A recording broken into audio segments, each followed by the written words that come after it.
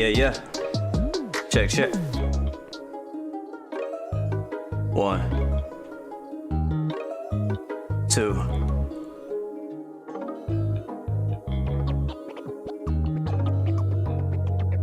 All right, guys. This is how we do it around here. If you guys are ready to go, let me see those airplane emojis in the chat. Bow. Spam those airplane emojis. There it is, Rocket Gaming. I see you, my friend. Thabo, welcome to the stream. Hello. Midnight Maverick, what's going on, my friend? Good to see you. Hello. Yes, sir. Nathan Burton, what's up, man? Welcome aboard, my friend. Good to see you, bro. Good to see you. Hello. Madison Allen's in the house. What's up? Welcome to the stream. Good to see you. Welcome aboard. Hello. Rocket Gaming just claimed the co-pilot role. Gotcha. Rudy Fruit is in the house. Welcome to the stream. Good to see you. James, hello. Welcome to the stream. A kid named Kenny. What's up, my friend? Welcome aboard, my friend. Mr. Treeman, what's up? Josh doing. Welcome back, bro. How you doing, man? Oh yeah. All right, so Rocket Gaming. Bro, wow. Okay. Yeah. Cool. That works. Eric Pollock, welcome to the stream, man. Good to see you. Welcome to the stream. Thank you, Mr. Treeman. Thank you guys for checking out my recent Pushback video. Just posted that last night, so if you haven't seen it yet, slide over to the other channel, or slide over to the home page of the channel, and you can see my latest video there. But I want to quickly warn you guys. As you can see, we are flying in the beautiful MD-11 again today. Rotate MD-11.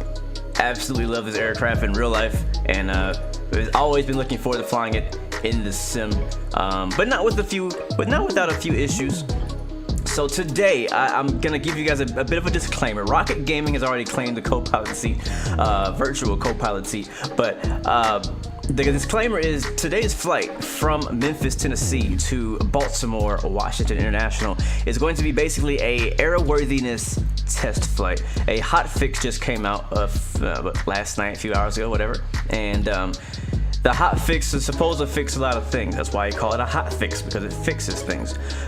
So, you know, we've had some complaints in the past about things not working correctly. So let's see if they have fixed it. Now, I do want to put another disclaimer out there, because I don't want you guys to get your hopes up too high. This update was publicly available for everyone to download from the X-Plane store, but I checked right before the stream, and it seems that Rotate has taken down the hotfix link out of the X-Plane download page. So I'm thinking that they're still trying to iron out some issues. I was looking at the forums and seeing that the feedback from that hotfix was not so great. So we may be on for a wild ride today. But I'm taking a risk. We're taking MD-11 up in the air for a test flight out to Baltimore. Now, I have actually done a little short test flight before this stream to make sure that I can actually get from A to B, and I think we could possibly do that. You know, we kind of know some of the known issues. We'll try to stay away, but also we're gonna also push and test some of the systems where we know they were failing before. All right, so we're gonna try it out and we'll see what happens. All right, either way, guys, I need your promise. You ain't gotta promise me nothing. I need your word that whether we land in Baltimore or we land at some other alternate airport, you still with me, you still love me, all right? Because you never know. I'm prepared today. I'm prepared to do an alternate. I'm prepared to return to the field. I'm prepared to do, put it in the drink. I'm prepared to pull a Sully. So we'll see what happens. So yeah, let's go ahead and get started. Our flight today is about 1 hour and 40 minutes long, so we ain't got no time to waste. So let me go ahead and get the thing ready. By the way, guys, I'm taking my eyes off of the chat for the next about 10-15 minutes to get the aircraft set up and ready. Again, we are in the Rotate MD-11 in Memphis, Tennessee, rocking the Oxanos Memphis International Airport. Clicking on the external power first. That's going to turn on. Let's give us our external power. Also, today, Aerosoft and Starport Systems has released the new SAM ground services. So, yeah, just go get it. It looks pretty darn good. It adds all the ground services that we don't really have in X-Plane, and it looks like it's much better than the Jar Design Ground Handling Deluxe. All right, that's on. Let's go get the battery on. and emergency power. Oh, one more thing. I got things to tell you guys. So if you hear a bunch of noise in the background, or yeah, let's start here. If we have a bunch of noise in the background, there is some construction going on within the house that I'm in right now. So it might get loud. You might hear some hammering, some drills, and loud talking. Just letting you know, if you hear any of that in the background, it's because things are going on here. Also, if the stream cuts out for some random reason, it just dies, like just goes away, my power probably went out. The rain is hitting really hard right now here in Houston. It shouldn't be very long. So all right, now we got that out the way, let's continue with the setup. So we got our pre-flights, the external power is on, battery is on, internal lights, which are these. I'll get that kind of powered on a little bit, and we'll go up here, get our navs ready to go. It's gonna take a little bit of time. We'll get our emergency lights set to arm. There's a fire test. Is it done? Okay. Yeah, smoking sign to auto, seatbelt sign to auto, and that is all good. Let's go and jump down to our FMC. Actually, yeah, no. Before we do that, let's go outside. We're gonna reload the aircraft up. So you can see, got all these MD-11s, A300s, 7.5, all the different FedEx variants, rocking the Unable classic. to select pushback tug view at this time. I know, buddy, I know. We're in the classic Federal Express, the FedEx livery, the original FedEx livery. I'm not sure if it's the original. Probably not the original, but it's the old one. This is from before most of us were born, including myself. Very interesting and cool livery, in my opinion. Thank you so much for that subscription, though, by the way.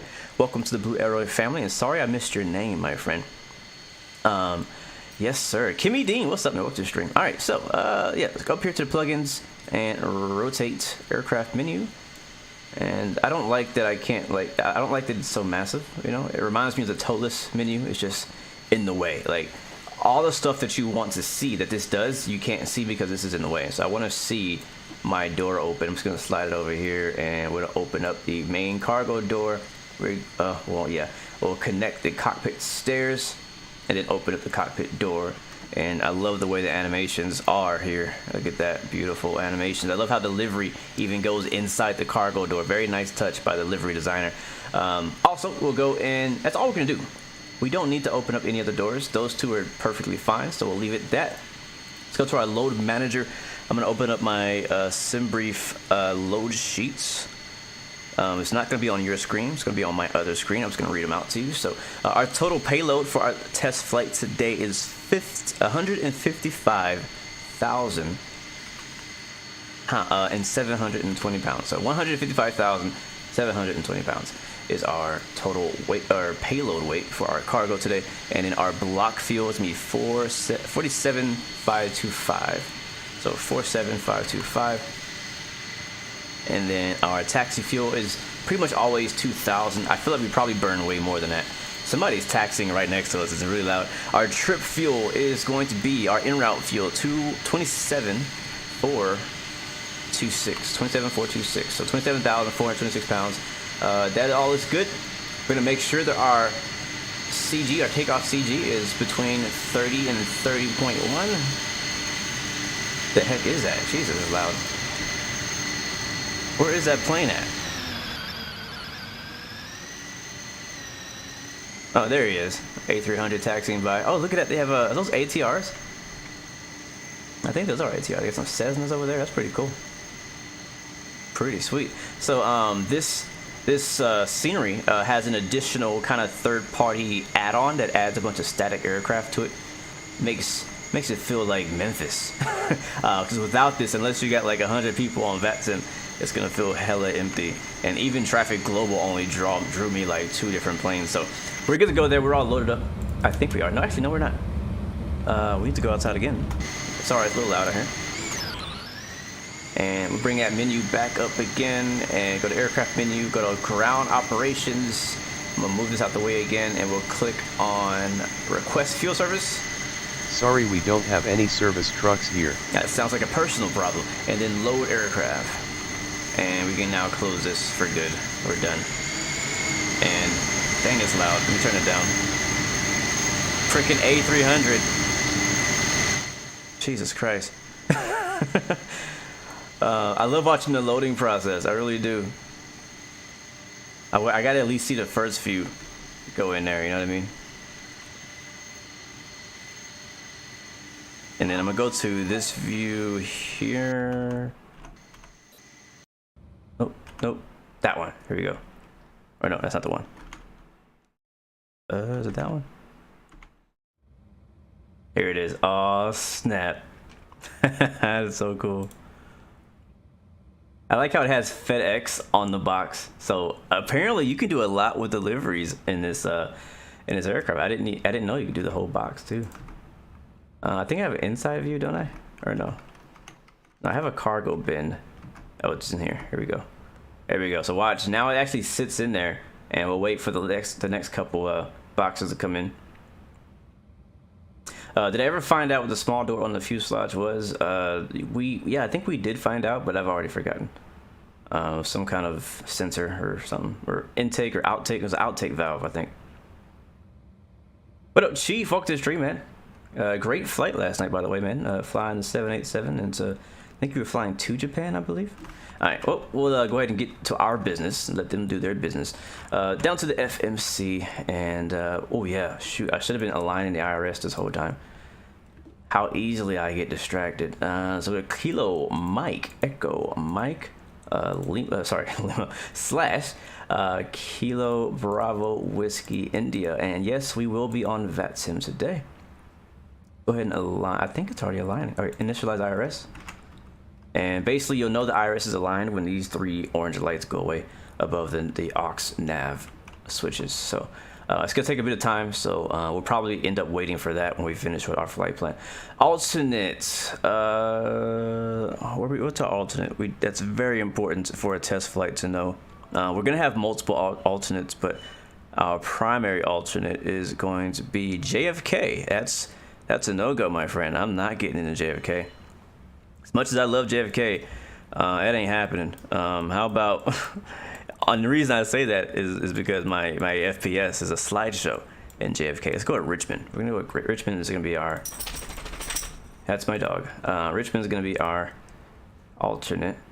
Can I put that in there? Is that gonna work? Oh, it goes on this side. Whoops. There we go. All right, flight number today is FedEx. What is our flight number today? FedEx 753. Call sign will still be 116 as usual, and we'll be cruising at 37,000 feet. Again, we'll be testing out the cruise capabilities. In the past version of this plane, flying at high altitudes above, I believe, above 35,000 feet, you would basically go into an uncontrolled stall during cruise, which was ridiculous. So we'll see if they fix that in this little hotfix. Again, I'm hoping not to get too much backlash on this hotfix, because again, they did take it down from the download, and now I'm not letting him out. He's staying in. He's got to stay in. I'm not doing it. He's been in and out my room all morning trying to go be nosy because they're doing construction downstairs. All right, so flight plan. So flight plan, Memphis. We are gonna have our SID today. Our SID is going to be the GOATS 7 departure.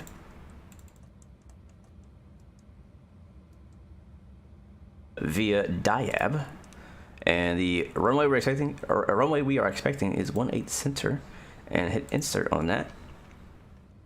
After that, one thing I'll say is I don't really have a lot of bugs in the FMC. I feel like it's a very difficult part of the process of making an aircraft, and they did a really good job of really making a very well done FMC or MCD, whatever they call it here, and we're actually working. We're gonna be going with the first one.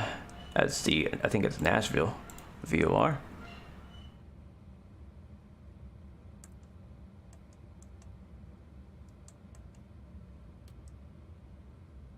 And Quebec 534.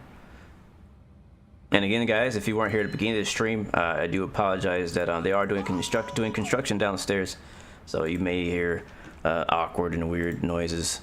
Jacob, thank you so much for the follow. Welcome to the Blue Arrow family, my friend. Thank you so much for that support. All right, so airway is Quebec 34, Q34, and then that's gonna take us to Niels, November Echo Alpha Lima Sierra. Not in the database. What did I do? Q34 NEALS. That's a lie. That's in the database. I know it's in the database. I'm looking at it right now. I'm looking at the database. Well, can we go direct to that waypoint? I don't want to insert it. Let's just go back. Oops. NEALS. Yeah, it is in the database. You are lying. It lies to me. And then we'll hop into our rival in Baltimore. Star is going to be the Raven 6 via BKW. I'm not sure what that is, but yeah, that's the name of it. And we'll be doing runway, I think ILS 15 right. In our transition Emmy, does that make sense? Let's see.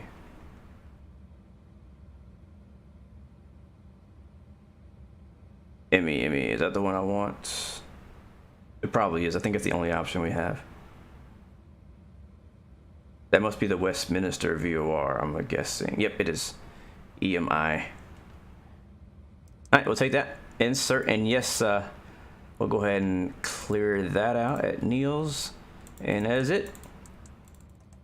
Our full flight plan, I believe, should... Oh, we have one more discontinuity there. So one of the things that was in the bugs that we had was the heading not working. So we're going to definitely test that out. So we have vectors here. So that's going to give us an opportunity to try that and see if that actually works. We'll also be testing the VNav and all the navigation stuff. All the things that were wrong with it, which are, you know, we don't know. We'll see. So, so we've done our thing. I think we need to go to takeoff.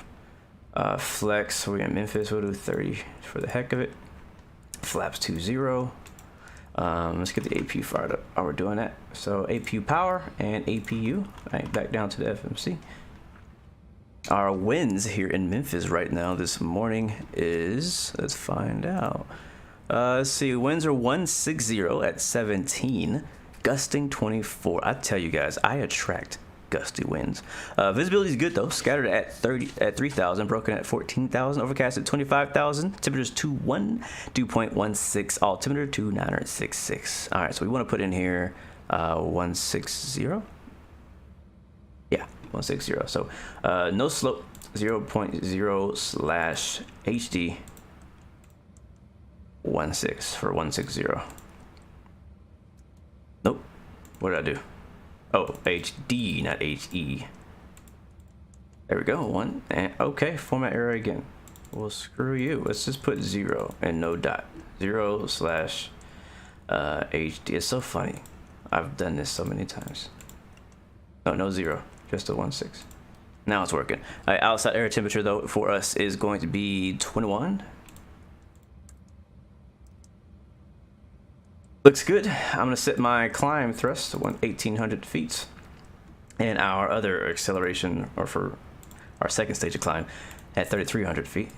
And then there's our V speeds: 135, 152, and 157. Next page. Nothing's going on there. All right, cool. So we've gotten our init page. Init page is good. I believe we're still waiting for the. Yeah, we're still waiting for the IRU to align. Those orange lights are still on, so we're still waiting for that.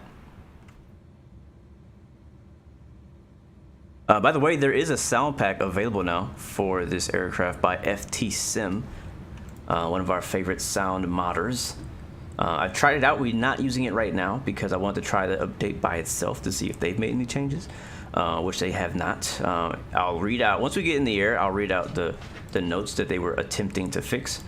But again, I think that they may have had an issue with it because they did take down the hotfix. So, all right, that is good, and it's good. Takeoff page is good. Perf page, don't have to worry about that. Button push ignored. I ignored you, bro. Come on, ignoring me. That's so disrespectful. Yeah, we're good. We're just waiting for the IRU to finish, and we'll do some more things here in the cockpit. Let's go and get our standby instrument. We'll go ahead and uncage that. We'll set our altimeter. Altimeter again, as I said earlier, is 2966. That's going to be this top knob here. So let's scroll that down to 2966.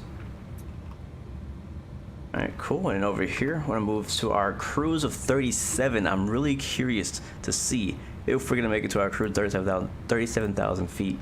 Also, one of the things that I did for the workaround on the last version of the aircraft was I had to turn off the winds aloft for active sky, and it actually fixed my cruising issue of stalling during cruise. But now I've turned it back on, so we should still get winds in the air as we normally would at 37,000 feet. So we'll see what happens when we get up there.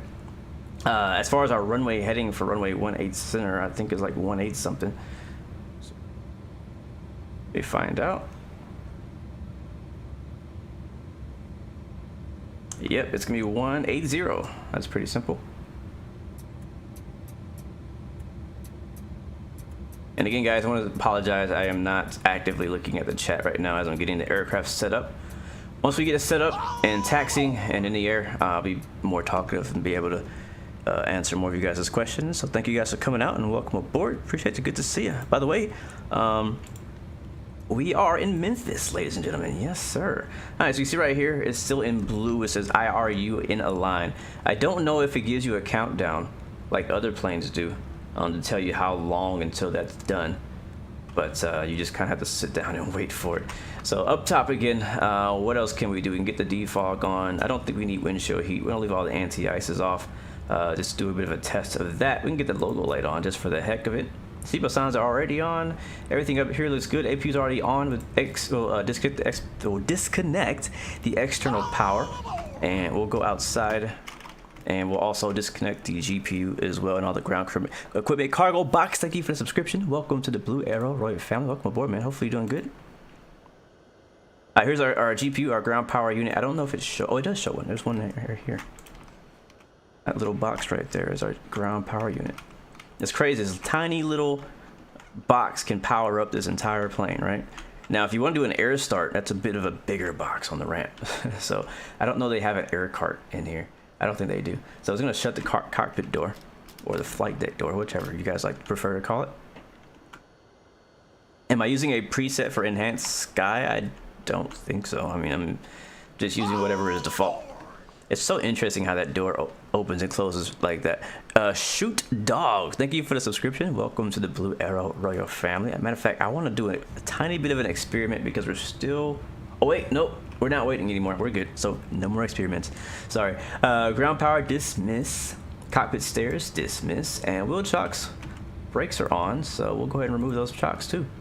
All right, all ground service equipment is removed from the plane. We are going to call our Mr. Pushback out here. Shout out to all my Pushback drivers. All right. Cockpit, show me where you want to go. I don't actually know where I want to go. Which way are we facing? Hold on, let me get back to you on that. Stand by. I don't actually know. All right, we want to go that way. I guess we'll push back tail to our left. No, actually, we'll go the other way. That's shorter. Yeah, so tail right. All right, that works. Yeah, I'll tell you guys a story I had last night, or yeah, when I was working last night on the ramp, pushing the plane back in a abnormal situation. So I'll tell you about that story if you remind me. So what was I doing? What am I doing in this menu? Better pushback. No, that's not better pushback. Better pushback. Grounded cockpit, show me where you want to go. Tail to the right, which is the left of the aircraft, which can be this way.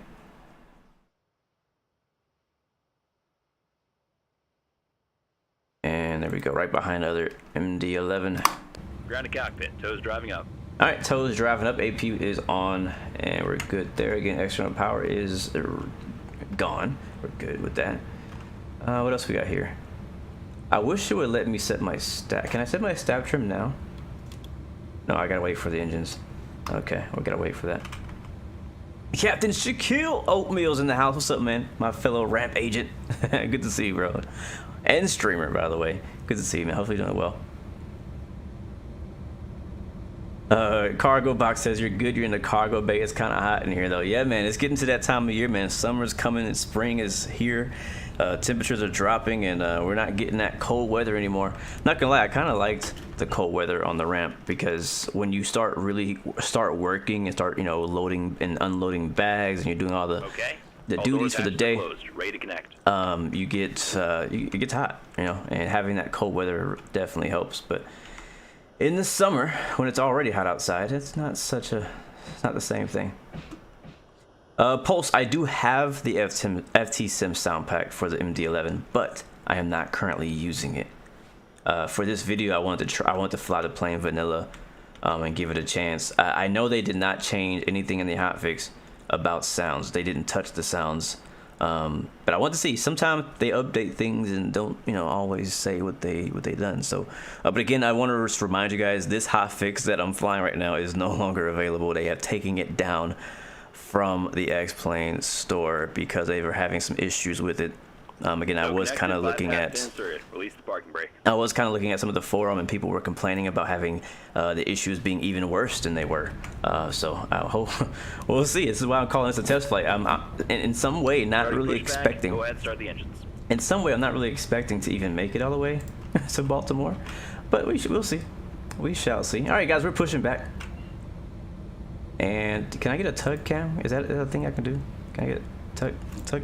It's a button. One of these buttons is tug cam. D, F, T. There it is. Now look around.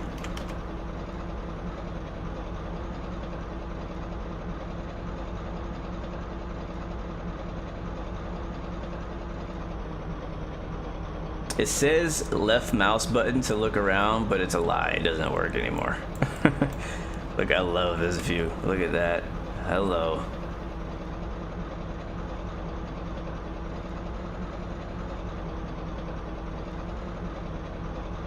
Hopefully someday I will get the opportunity to push heavy jets as well.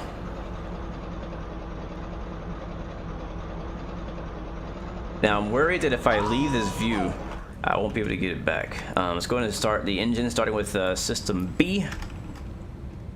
Thank you so much, Madarza. I don't know how to say your name. I'm sorry. I really apologize. But thank you so much for that subscription. Welcome aboard. It's good to have you with us. Hopefully you're enjoying your stay so far.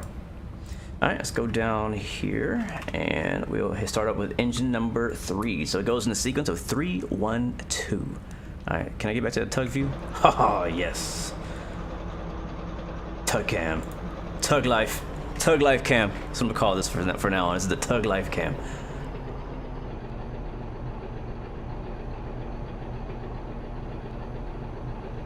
Good job, Mr. Pushback driver. All right, we're starting the left engine, the right engine, number 2. Set the parking brake. Parking brake. No, I don't want to set the parking brake yet. All right, I think it should be ready to introduce fuel. Yep, 17% fuel and brakes. And let's go back outside. Disconnecting tow, stand by. Wow, look at that. The engines come on and the flaps, hydraulics, and everything are activating themselves.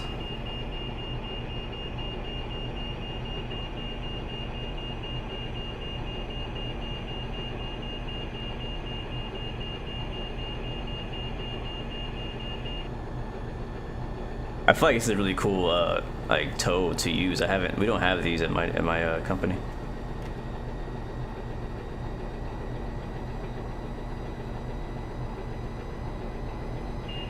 That's a view. That's a screenshot right there.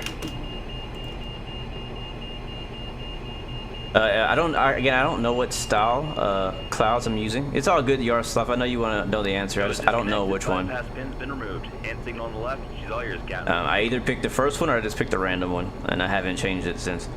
And we're rolling. Goodbye. See ya. Sweet. It's just like my video. It's like I feel like I'm at work. All right, let's start with engine number 1. That's so cool. It's so satisfying. I don't know. Something about it is just so satisfying to me. What up, Ethan? Welcome to the stream, man. Oh yeah, Captain Shaquille's gonna wing walk, hold him, and release me. Sounds good, bro. He's in front of us, holding the X. Actually, a Delta, you guys hold like a angle down. You do it a bit different than we do, but it's the same thing, same effect. All right, so now we are waiting for 15% on the left engine. Here comes 15%. There's 15%, and introducing fuel. Let's go take a look. Can't hear nothing because you know it's yeah, that's unfortunate. But you know what we can do is open a window, and that hack still kind of works. Now you can hear at least something. It's not silent.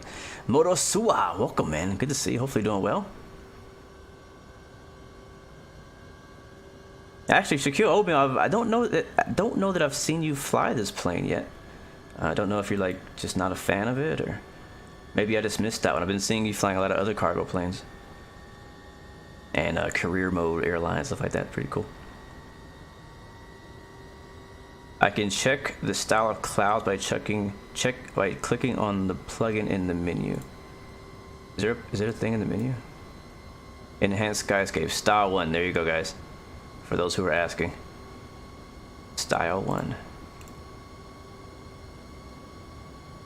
Yeah, you know, I have heard that too. I've heard that the update has possibly made the plane worse, and this is why test pilots exist, right? Well, somebody had to go out and test the 737 MAX. Some poor soul out there had to go test that plane before and after it was having its issues. So we are going to be that poor soul today, testing out the MD-11. We've already, again, the spoiler alert, the update's been taken down. There should be probably another update, I'm assuming, in the next 24 hours. I don't actually know. I'm just guessing. They haven't told me anything. I haven't seen anything. If you guys happen to see anything during the stream, let me know. So I would love to be updated and know that I can update the plane. When I saw there was an update, I was like excited. I was like, yeah, man, I really want to fly this plane. I really love how it looks. Thank you, Totor, for the subscription. Welcome to the Blu-ray family. Thank you so much. But I want it to be good. I really do. Like, I don't regret my purchase at all. I'm not going to ask for a refund. As you can tell, they are actively working on making it better. They're going to turn our VHF-1 radio. That's going to be our main radio. Click on it and then rotate it, and then click on the mic so we can actually start talking on it. And it looks like engine 2 should be settling down here in just a second. And while that's happening, we'll go with our stab trim and go to what is our stab trim today? Takeoff 5.1, negative 5.1. Oh, I hope that's the same. Yeah, it is negative 5.1. All right, cool. So rewind. There it is, and flaps 20 today. So I'm gonna move this guy. And again, I use on my honeycomb throttle, I'm using not the axis for flaps. I'm actually using the other flap switch, you know, like the other one. It's basically a button. So just go like 1 notch down, 2 notch down to go into dial-up flap. So I use the regular axis, it'll be freaking out. I don't know if they're gonna change how that works anytime soon, but that's how it is. So all engines are stable. We'll get the APU off, like so. Stab trim is set when the flaps are set for 20. Double checking emergency lights and seatbelt signs. That's all good. We'll check our little display here. What it's saying: parking brake, seatbelt signs, APU is avail. That'll go off in a little bit. There it is, it's killing it. And we're good. So we're ready to taxi. Let's turn on our taxi lights and our runway turn-off lights. I'm gonna go down here, turn on our transponder. And I'm just gonna leave it in the code we had earlier. That's fine. And brakes release. And I do have, so they did add an option. I'm gonna show you guys this.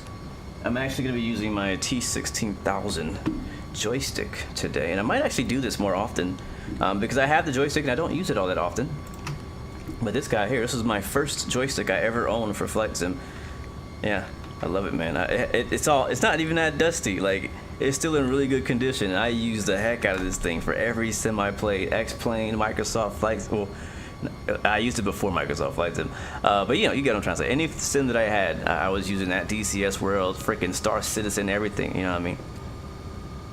Alright, but I'm gonna be using it today for my nose-wheel tiller. But the one thing I want to show you guys while we're taxiing to our runway is on the aircraft menu. If I go to options, they added a couple new options here at the bottom called use hardware controller toe brakes and controller tiller. Blue, which camera add-on is this like? Is go slowly to the other camera presets. This camera add-on is called X Camera. This guy right here has a pretty ugly UI. But this is it. This is the program I use. I can switch between all my views, and I have them in categories. So here's my wing views. Memphis traffic. These are my GoPro views. 524 taxiing to runway 18 center. Very cool. So yeah, that's what I use, and I have a quick key on my keyboard that I use to switch between them. So that's what I'm using. Oh yeah, using the tiller like this works like a charm. Last stream I used the throttle part Let's get my track IR on so I can look around. Yeah, making a right turn here. But it was not working very well. It was already pretty much beyond its lifespan. So I was like, you know what? I'll just use a joystick. I mean, I just basically put it under the table when I'm not using it. Oh, hello. What airline is that? Vietnam Airlines? Cool. Alright, we'll let him go. And we are currently on Charlie. We'll make our radio call as well. Memphis traffic. Who are we? FedEx 116 Heavy. Taxiing the runway 18 center via Charlie. Cross runway 9, Charlie 8. Yep. Memphis traffic, FedEx 246, taxiing on Sierra, crossing at Sierra, runway 27, onto Bravo for departure. Alright. So that guy's actually on the parallel taxiway, so he should be actually off our left Memphis wing. traffic, Victor X-ray Lima 524, crossing runway 27. And let's go ahead and set our spoilers to armed, and we'll get our auto brake set. And we're good now. And we should see him. There he is. Traffic, FedEx 404 is taxiing from the north FedEx ramp, runway 18 left, Memphis. Today we're flying Memphis to So FedEx Baltimore. 246 will follow the company traffic onto Charlie and line up for departure. Alright, runway is clear. I'll have the FO turn on the strobe lights for us. Memphis traffic, FedEx 116 Heavy is now crossing 09er on Charlie. Continuing Charlie 8 to 18 center, Memphis. Yeah, I don't have the hands to go up and click on the strobe lights over and over crossing runways, so we'll just assume that the first officer did it for us, or the pilot monitoring has done it for us. Yeah, but using a joystick as a nose wheel tiller, if you have, if you just happen to have an extra joystick or something with an axis, is definitely a lot Traffic, of help. FedEx 246 following company traffic, crossing 26 Memphis traffic. 26. I love it. 27. 27 Memphis is right. traffic. Yeah, it is 27 actually. Alright, here's Memphis traffic, Charlie 8 right Victor here. X-ray Lima 524, taking off runway 18 center. Have a good flight, Blue. Alright, have a good flight. FedEx 116 is going to be holding runway 18 center at Charlie 8. Memphis. Alright, and left here, we'll hold right here. I don't, Willie, I'm just using the basic Bluebell VATSIM model matching. There's nothing special. Matter of fact, I don't like it in most cases, and I'm pretty confident he's not flying Vietnam Airlines. Probably flying something else. Alright, so let's get prepared to take off. He is getting on there. We're going to line up and wait here. Memphis traffic, FedEx 116 Heavy is now lining up and waiting on 18 center. Yes, you're right, Michael. We need to reset our V1, so we're going to do that just here in a second. I'm trying to do other. This plane is going to be so much fun with a shared cockpit. So much fun. Because things like that, like for example, where I need to actually put my head back down into the FMC and make a quick change, and lights and all these things. I'm trying to like multitask right now as I'm trying to do single pilot, but usually you would have an additional pilot taking care of those things for you. So I just turned the strobe lights on, landing lights on, runway turn offs can go off. We don't need them. Oh, we're shooting there a little bit. Our altitude is set, speed is set, heading is set. And give me a second to get lined up on the runway. We'll make that quick change. We'll give that, we'll caution the wake turbulence of that heavy 787 from Vietnam Airlines for its next 16-hour flight it's about to go on. All right, beautiful. And down to the FMC. To do that, we need to go delete on V1 and then click it again. So I think what happens is if you're taxiing for a long time and you go beyond the expected time of whatever your taxiing is, I think it messes with your weight and balance or something, and sometimes it'll deactivate your V speeds. You got to reactivate them. All right, cool. So we're good. Don't need the nose wheel tiller anymore. I'm putting this away. Landing lights are already on. Flaps are down, set to 2-0. Everything looks good on my end. We need to go and hit the auto flight button. That's going to activate the stuff it activates, and I'm also going to hit profile for the heck of it. And here we go. It's just arms, not on, it's just arms. So I'm gonna put the, oh, hold on. I do have a camera for you guys. I forget about that. Stand by. Is it this one? Yeah, there we go. Can you see a little bit? Just a little bit. All right, let's get it.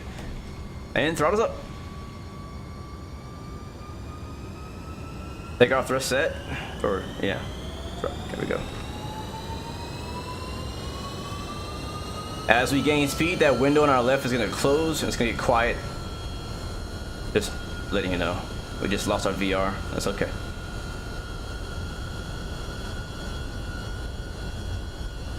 All right, a little bit of rudder.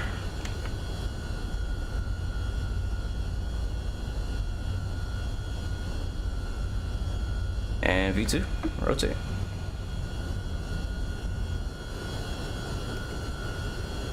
Positive rate, gear up. Beautiful. All right, we're in the air.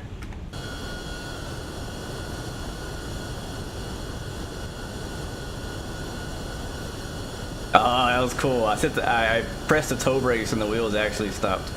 Pretty sweet. I always like to test to see that it's working. That's why this is a test flight. We're testing everything. All right, I'm gonna do my best to follow the flight director up to about 10,000 feet. It is a beautiful day to fly in an MD-11. So far, the profile thrust and everything is working well for us, I think. Yeah, we're at 101% N1. EGT is 792.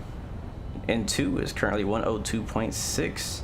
Honestly, I hope a developer of Rotate is watching today's stream, because if we do run into any issues, FedEx 246, I would like them to be aware. Runway 18 center. Click on nav, and once I click on nav, now our flight director is actually going to follow the way we're supposed to go. Autopilot is not actually on. Right here it says AP off, so I'm still in control of the aircraft.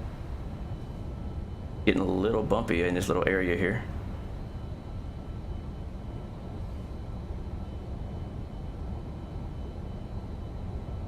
So banked a little bit too much to the right. Let's go back right. I know it's actually turning left on me. Or is it? Let's zoom in my screen here so we can follow. Yeah, we're a bit off from the flight director, but that's okay. Surface traffic, FedEx 404, line up at 180 left.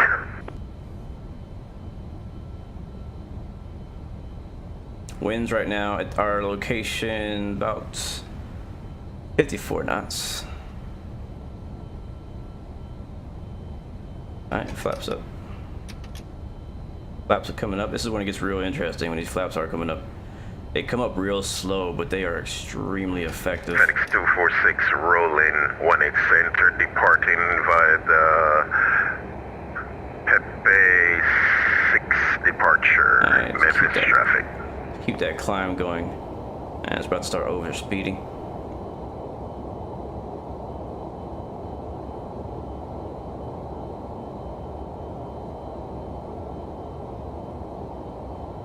Alright, it looks better. It's smoother now. I don't know, maybe it's because we were on those flaps going pretty fast, but now that the flaps are up, it actually feels much smoother as we continue this turn. Again, we're kind of off from the flight director. The way the flight director is in this plane is a little bit different than I'm used to with like an Airbus. The Airbus is extremely exact and like precise, but I feel like the flight director in this plane just kind of lags, and I don't know if it has a characteristic of MD-11s in real life or if it's just me, or if it's a bug or something. I don't think it's a bug. I mean, this plane was built way back in the day, so it's not as high tech as an Airbus. All right, we're getting a bit lined up with our magenta line. Basically just flying IFR on this departure, flying the SID.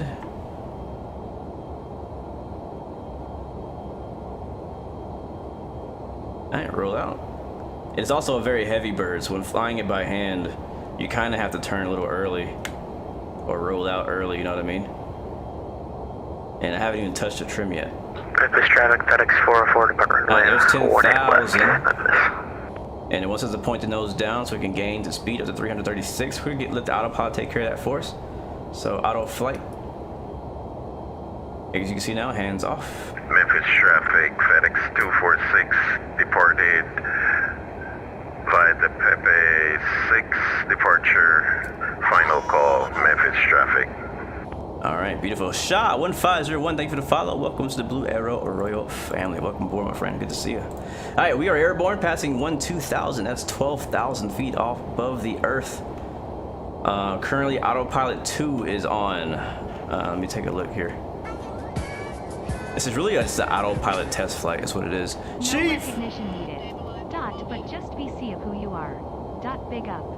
Bro, big ups to you as well, man. Thank you again. I mean, yes, I gotta acknowledge you, bro. Thank you, man. It's just respect, bro. It's respect both ways. So thank you so much, my man, for that. So yeah, so this is basically a autopilot test flight. That's why we're kind of head down a lot. We're definitely need some beautiful outside views here in just a second, but I want to make sure that we're doing what I'm supposed to do. At least what I think I'm supposed to do. So right now, as you can see, in pink, climb thrust 37,000 feet. We're climbing up to 37K, passing about 14,000 now, and we're holding that profile or that speed here on the left, and it's pitching up for it as well. So I'm gonna zoom this out just a little bit and turn the data on. I don't think there's any altitude restrictions. No, there's not.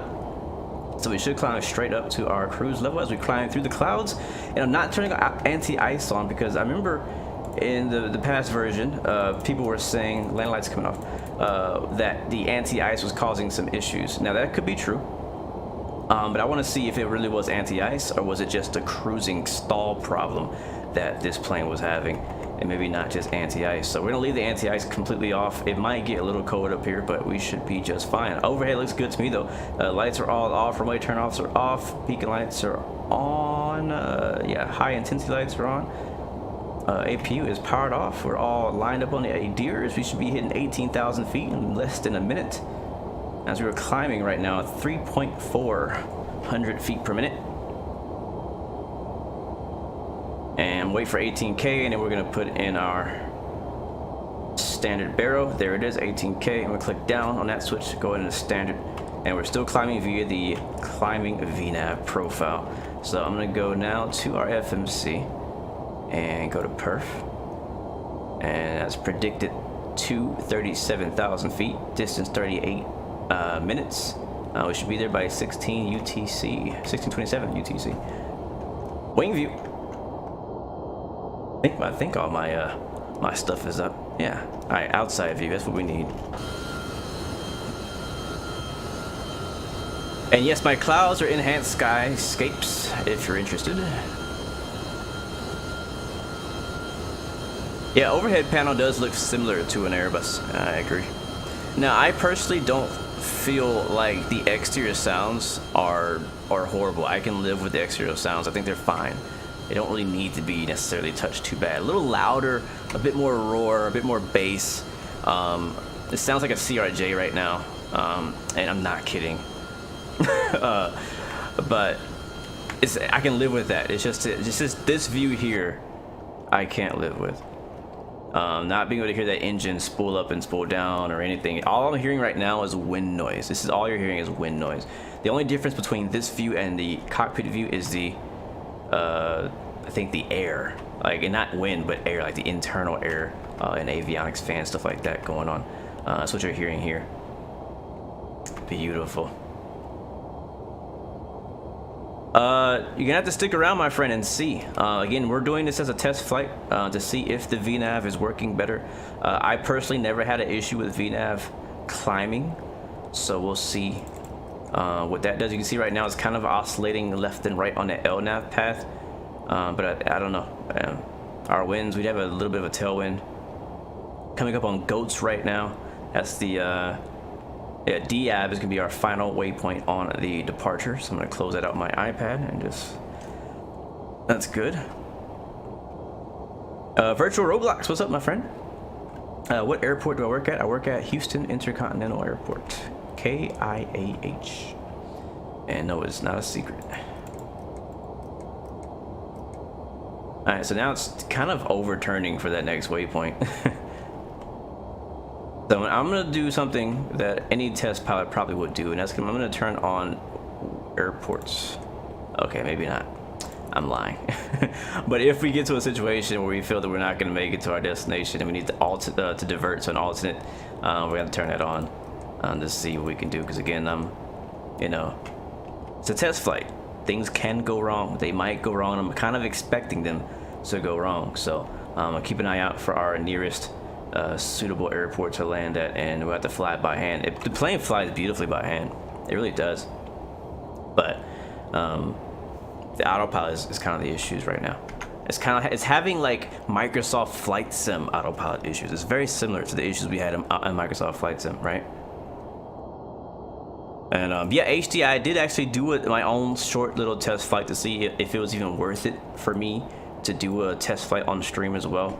And in my test flight, the majority of things did work. I want to see on a second test flight on a different route, on a higher altitude and longer. If I have the same issues, we'll have to see. That's why we do test flights. But we were supposed to be doing a DCS World stream today, so sorry about that, guys. All of you who were looking forward to that. That has been postponed till tomorrow at 7 p.m. Eastern. And we might have some friends with us as well, so it's gonna be a lot of fun. So definitely come back. We'll be flying DCS in the Apache AH-64 attack helicopter. It's gonna be a lot of fun. But today we're in the MD-11 flying from Memphis, Tennessee to Baltimore, Washington on the VATSIM ATC network. So I don't know if we're gonna get any ATC. Let me take a look. I haven't checked. No, there's none out right now. We're good. I think we have a couple people flying out here with us, which is pretty nice.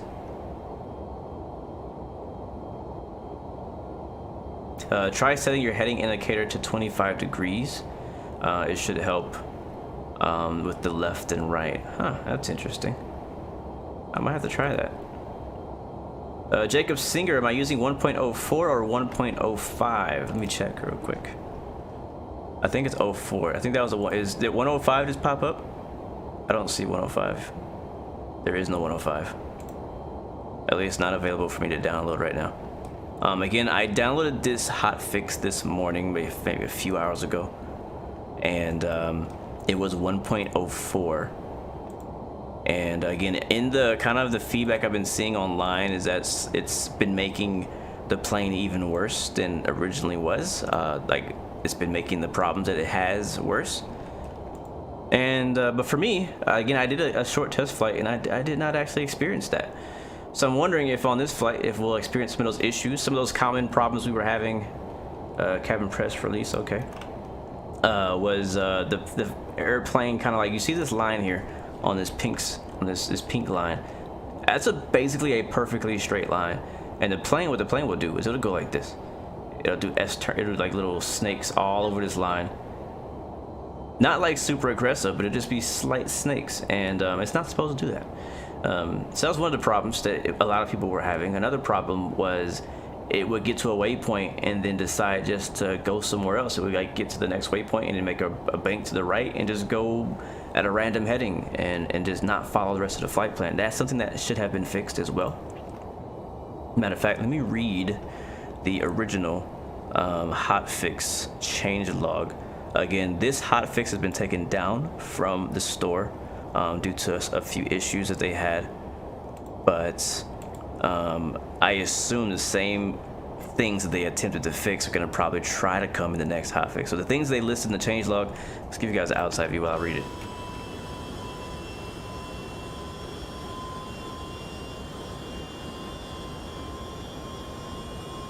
Let's go on this side.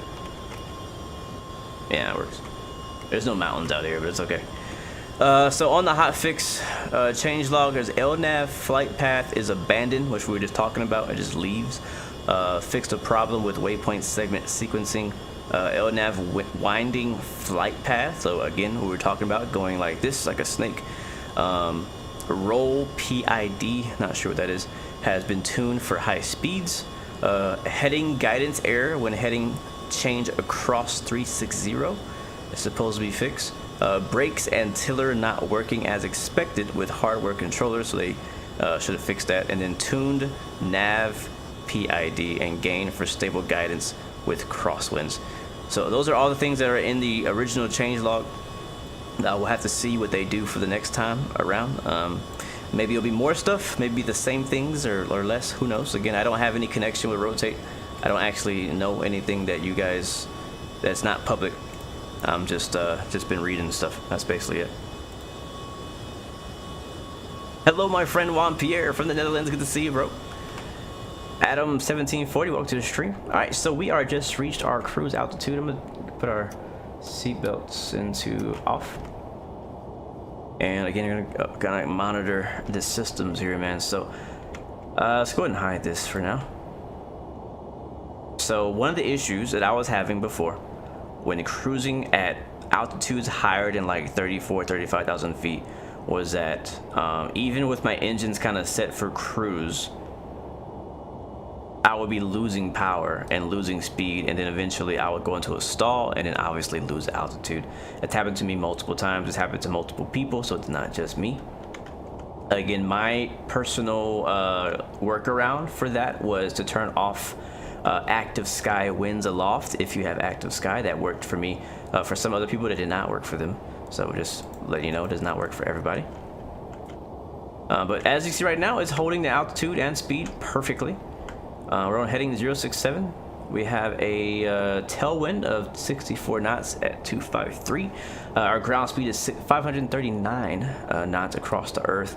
Mach 8.83. I love that speed. Mach 0.83. Like, usually, what does this GE mean? What does that mean? There's GE, SE, and then Mach 0.83. We're right in the middle of it. I don't know what that means. Either way, I like that number because usually in Airbuses and in 737s, we're cruising at Mach 0.77. This is quite faster, which I like. I like that a lot. So yeah, it's holding the altitude, it's holding everything. Our QNH is good.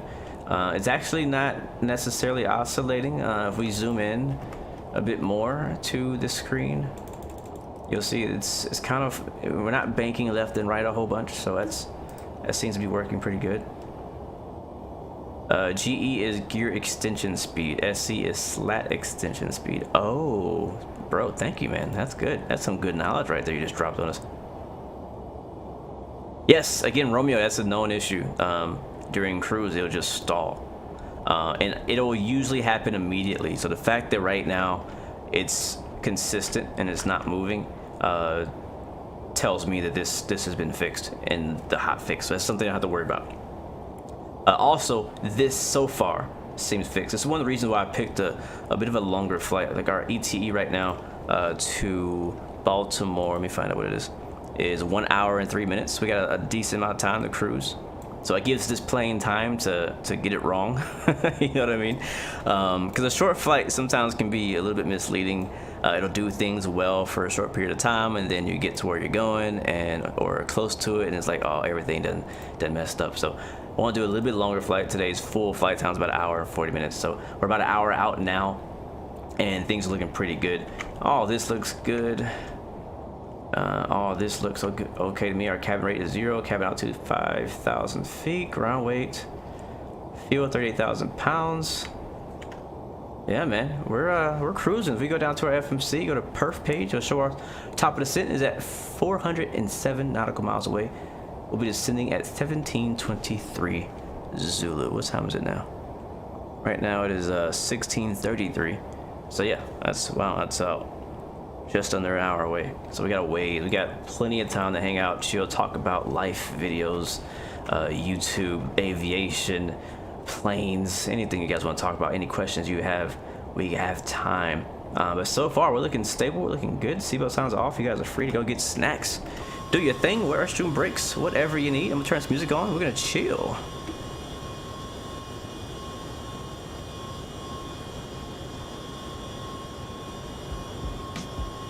There we go. Oh yeah, the vibes are back, baby. Here's your reminder to talk about your story last night. There it is, Jacob, right on time. Stand by though. Flight Sim Vlog says, I did a test today. The LNAV is better, but not perfect.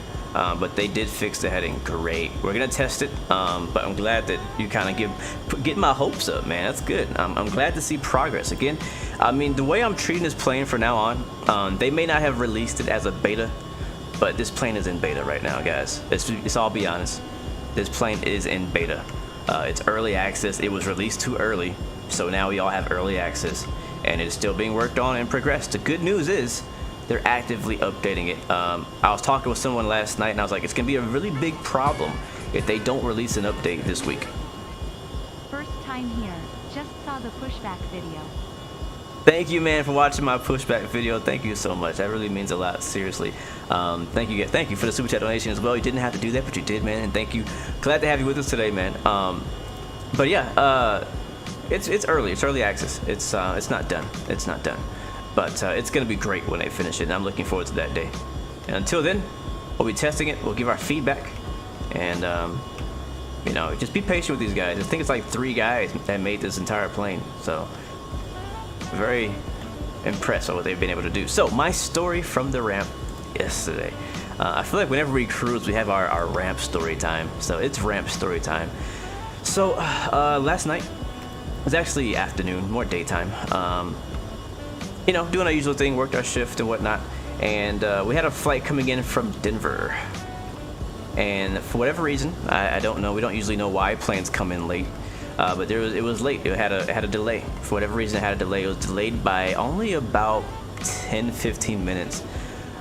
Because the gate that we use at my airport is a common use gate. So a common use gate is a gate that's used by multiple airlines. It's not necessarily owned by just one airline. And usually at airports, an airline will buy or lease out a gate at an airport. So like United, if they're not at their home airport, they're leasing out gates, right?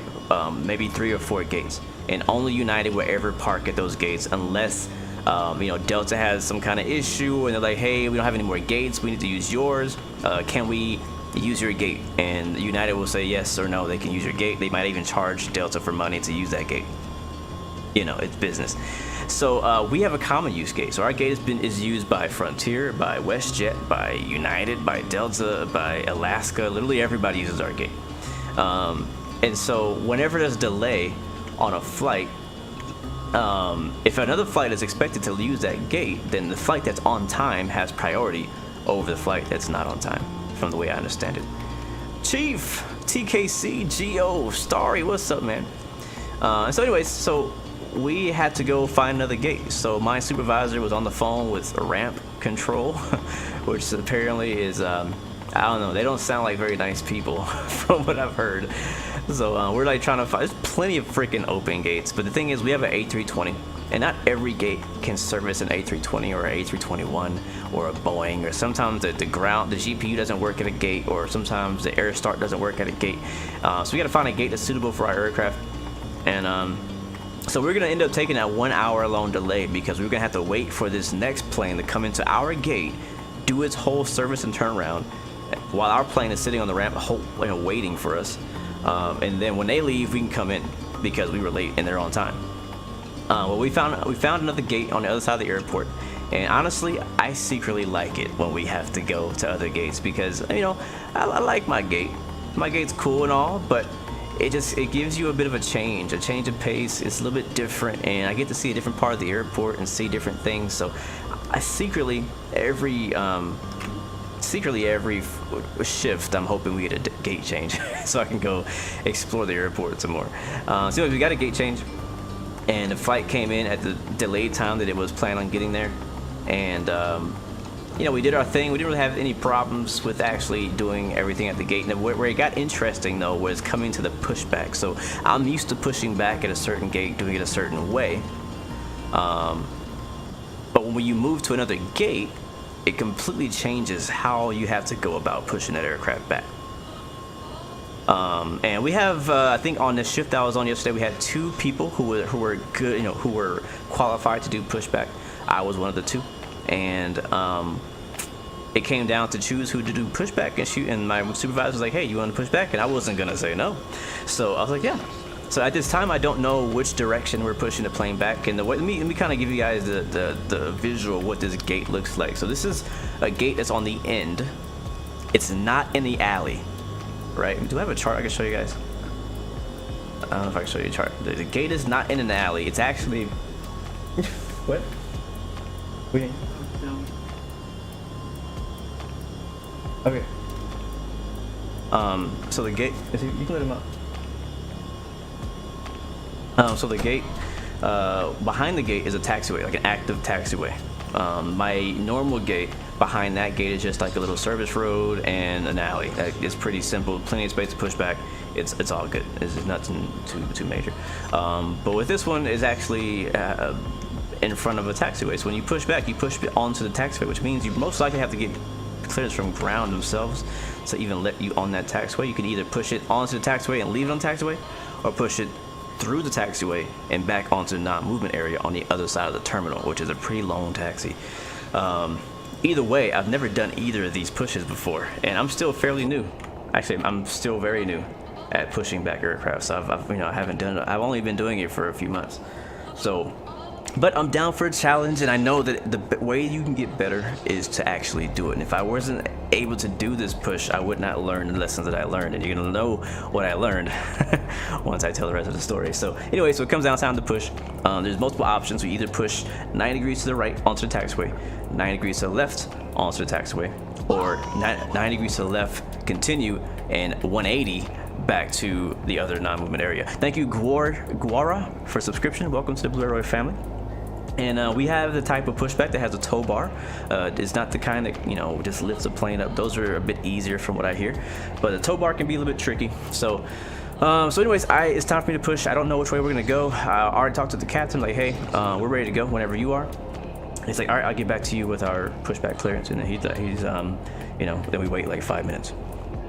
And he comes back and says, all right, they want us to push back onto, I think it was taxiway Romeo November, or November Romeo? Yeah, I think it was November Romeo. And I don't have a chart in front of me, so I don't know where that is. So I went ahead and asked him. I was like, hey, so is that the one right behind us on the right? And he's like, yeah, all right, cool. And so I was actually expecting to have to do the 180 pushback all the way back to the other non-movement area, which I was not gonna lie, I was a little nervous about, because I've never done a pushback that far, that long, or that complicated. And but I was willing to do it because I knew I could. I mean, I've trained for this. I should know what the heck I'm doing. So I think I would have done fine if I had to do that one. But he wanted me to go to the right, which is a pretty basic pushback. The only difference is it's on a taxiway, so you want to make sure you get that plane right where you want to put it. You want to make sure you put it right on the taxiway line, not in the grass, not on the edge of the taxiway. So anyway, so I started pushing back. I'm like, all right, cool, I'm put you on the taxiway. Geo, man. Hey bro, word around the bushes saying Flight Sim Expo might be in your neck of the woods 2023 # rumors. What? I have not heard those rumors. He says that Flight Sim Expo 2023 might be in my neck of the woods? Huh. Or 2022. I don't know. I haven't heard those rumors yet, but I'm willing to listen. That'll be down. That'd be easier for me to get there. That'd be cool. Definitely down for that. I'm not sure where. I mean, Houston is not the most interesting city to visit, but it is a nice city. Plenty to do here. But yeah, so it was basically a 90-degree turn to the right, kind of similar to my usual pushback, except the only difference is I have to put it on the line, and I'm not used to putting it on the line. It takes practice to get the turn angle right. It takes practice to kind of know when to turn right, how much to turn right or left, to get it right where you want it on the line, or how far, all that kind of stuff. So anyway, I'm pushing it back. I'm doing all right. I'm getting it to the right, and I'm kind of adjusting myself as I go, going with it. And then it's a busy airport. It's an international airport. While I'm pushing back, an Embraer and a 737 are coming up on the taxiway that I'm supposed to push this guy back on, and behind my plane. Actually, it was a man and a woman. Not sure if the woman was the captain or the pilot. I'm not sure. I was talking to a guy, so whoever he was the one I was talking with. But I did hear her on the radio too for a little bit. But yeah, so as I'm pushing back, there's an Embraer coming up, and these Embraers, I don't know what's up with you Embraer pilots, but y'all ain't patient at all. I understand you guys do a ton of flights a day, and it's like boom, boom, boom, let's go. But you guys always seem like you're in a hurry, and they did not want to stop. They just kept coming and coming. Like, is he gonna stop for me? Does he not see this massive horizontal stabilizer pushing back? You can't miss the animals on the back of Frontier. They're staring at you. So anyways, I'm pushing back, and I had to end up stopping short of my pushback because I did not want to, endanger anybody or get, hit anything. I didn't want to be one of those memes or those clips you see on on social media of somebody, hitting a light pole or something. So anyway, so I ended up stopping the push, and I said, hey, I let him know on the radio, I'm going to go ahead and bring you forward. So then I had to basically reverse my tug and bring him back and get him better back on the line. So I actually did a pretty good job getting him back on the line. I was impressed with myself. on getting him. You know, he wasn't like perfectly on the yellow part of the line, but he had like one wheel on the yellow, and in the center of the wheel was on the black. So I was like, yes, I'm happy with that. Plus, I didn't want to keep. I had 3 planes waiting behind us now at this point, and I didn't want to keep the whole airport delayed because of a new pushback driver trying to do something different. So but we did all right, we did good. And what sucks about this story, that's basically the end of the story, but what sucks about this story is the fact that I had a GoPro mounted to my tug at the time, and I thought it was recording the whole thing. So that was going to probably be my next video, but it did not record. It took pictures. Jeff the Builder, welcome my friend, thank you for the subscription. Welcome to the Blue Arrow family, good to see you my friend, and welcome to Ramp Story Time. but yeah, so that's what happened. So I was kind of like, you know, nervous before that because I never done it before. I'm pushing a whole plane, you know, with other planes around me. So it's very important to be precise. But I'm very glad I was able to take that on because it's gonna make me a better pushback driver in the future, to learn from my mistakes, to learn to do different things. If I'm only ever doing the same exact pushback all the time, I'm not really gonna get good at really moving things around. Like say, you know, sometimes it comes a time where you have to tow an aircraft and put it in an exact parking spot for an overnight stay. That's a whole different thing than just pushing back in a straight line, you know what I mean? So show the pictures. You know what, we could, can I? Let me see, I might better bring it up. I haven't offloaded them from my GoPro yet, but I do have my SD card plugged in, and if you guys want to see, I can show you guys some stuff that is on that GoPro. So it's not, I don't think anything that's on that card right now is going to end up being publicly released.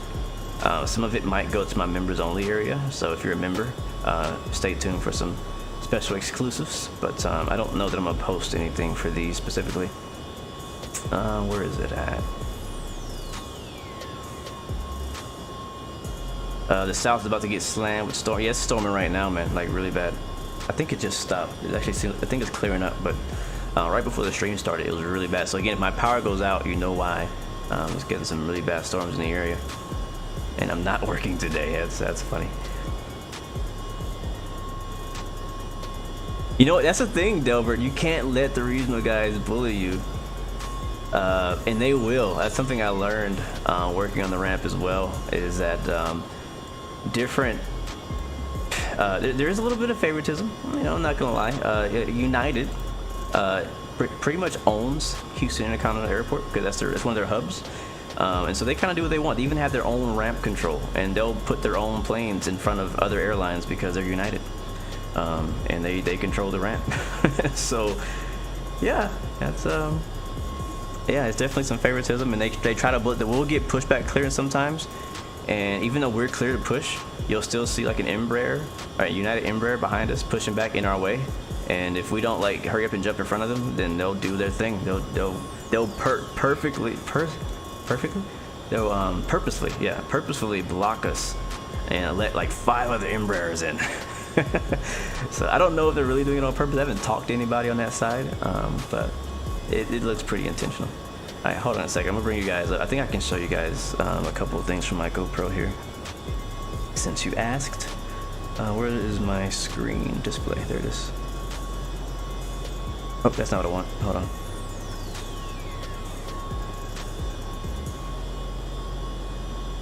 Here we go. All right, cool. So this is my monitor. And bring up my GoPro. So it just took a bunch of pictures of parts that don't matter about anything. So I click on this, this is nothing. This is nothing. This is literally just the gate. So I guess this is a perfect example. This is the gate we're at. And I actually like this particular GoPro. This is a different GoPro than you guys see in that last video I posted. So my next video might be using this GoPro. It's an older one, but for whatever reason the lens seems wider and you can see a bit more. If I turn it a little bit more to the left, you could probably even see the end of the wing, and I think if I set the mirror perfectly, you could even see me in my face. That would be pretty cool, right? So yeah, this is the gate behind us. Can I zoom in to that thing? Yeah, so behind us is this is actually a runway 15 left. There's a windsock there, and this is a taxiway here, so everyone has to push back and to the right. Sometimes they go back to the left. That's what I was talked about in the story. But yeah, so the GoPro, I don't know, it was doing some weird stuff. It just kept like taking, like, I think it was trying to do a time lapse or something, which it didn't do enough pictures to really make a good time lapse. Maybe it was in burst mode or something. This is just a bunch of us walking. I don't even know why this was recording. Just walking. So I'm gonna delete all this like right now off of this GoPro because it's just stupid. Delete. And then, oh, I don't know if I ever showed this one to anybody. I don't know if I'm gonna post it either. This is another different gate. This is not our usual gate. This is another gate. Actually, this is a time-lapse video. Oh, cool. Is that me? No, that's somebody else. Is that me? No, it's somebody else. There's a little American Embraer pushing back. There might be an American worker in the chat. I'm not sure. Canada Airliner. I work at IAH, my friend. Here it is. Plane's coming in. So I kind of want to post this, but I don't have any, like, I don't know. I'm not sure how I'm going to post it. I don't want to just post it just like this raw because it's just not enough for me. Is that me driving it? I don't know. I don't know which one is me. I'm in there somewhere doing stuff. I don't know which one is me. It's cool. I like watching this. What sucks is that I'll kind of spoil the ending for you guys. So at the end, you know, the plane leaves and it's over, but we had a second plane came in, so I call it double stacking. Whenever we have a plane, we push it back, another plane is waiting to get in, and we service that one again. I call it double stacking, kind of like in Formula 1. It could be a YouTube short, yeah, but it's like 6 minutes long. Actually, it's 4 minutes long. But the problem is, the second plane came in. I wasn't expecting that plane to come in so soon, so I turned off this recording, and I'm still pissed off about it today because not only would you get two planes in the same video in a time lapse, but you would also see the sun setting because the sun set on the second flight. Oh, and I'm still so pissed about it. I'm so upset that I didn't let the recording go on. So I wanted to, probably next time we go to this gate, if we have two planes coming in, I'll probably set it as a time lapse again and just let it go and forget about it. My shift's busy, or do I do a lot of planes? So the airline I work for, as you can see, is a smaller airline. This is not one of their main airports. We only have one gate, so we only have one plane coming in at a time. And we only have maybe a max of 5 planes for a full day, and usually it's like 3 planes a day. So on a shift, I'll only do 1 or 2 planes, so it's not that busy, you know, compared to other, like if you work for like Delta or United, you're working like 10 planes, 15 planes in one shift a day. So for us, it's a bit more relaxed than that because we don't have as many flights. So I'm gonna skip forward as we're just loading bags and stuff like that. And now we should be closing up. I think that one is me, actually. I did not push this one back. Somebody else pushed this one back. Memphis Center just got on. Are we in their area, or did we just fly out of it? Oh my god, that's my freaking luck, man.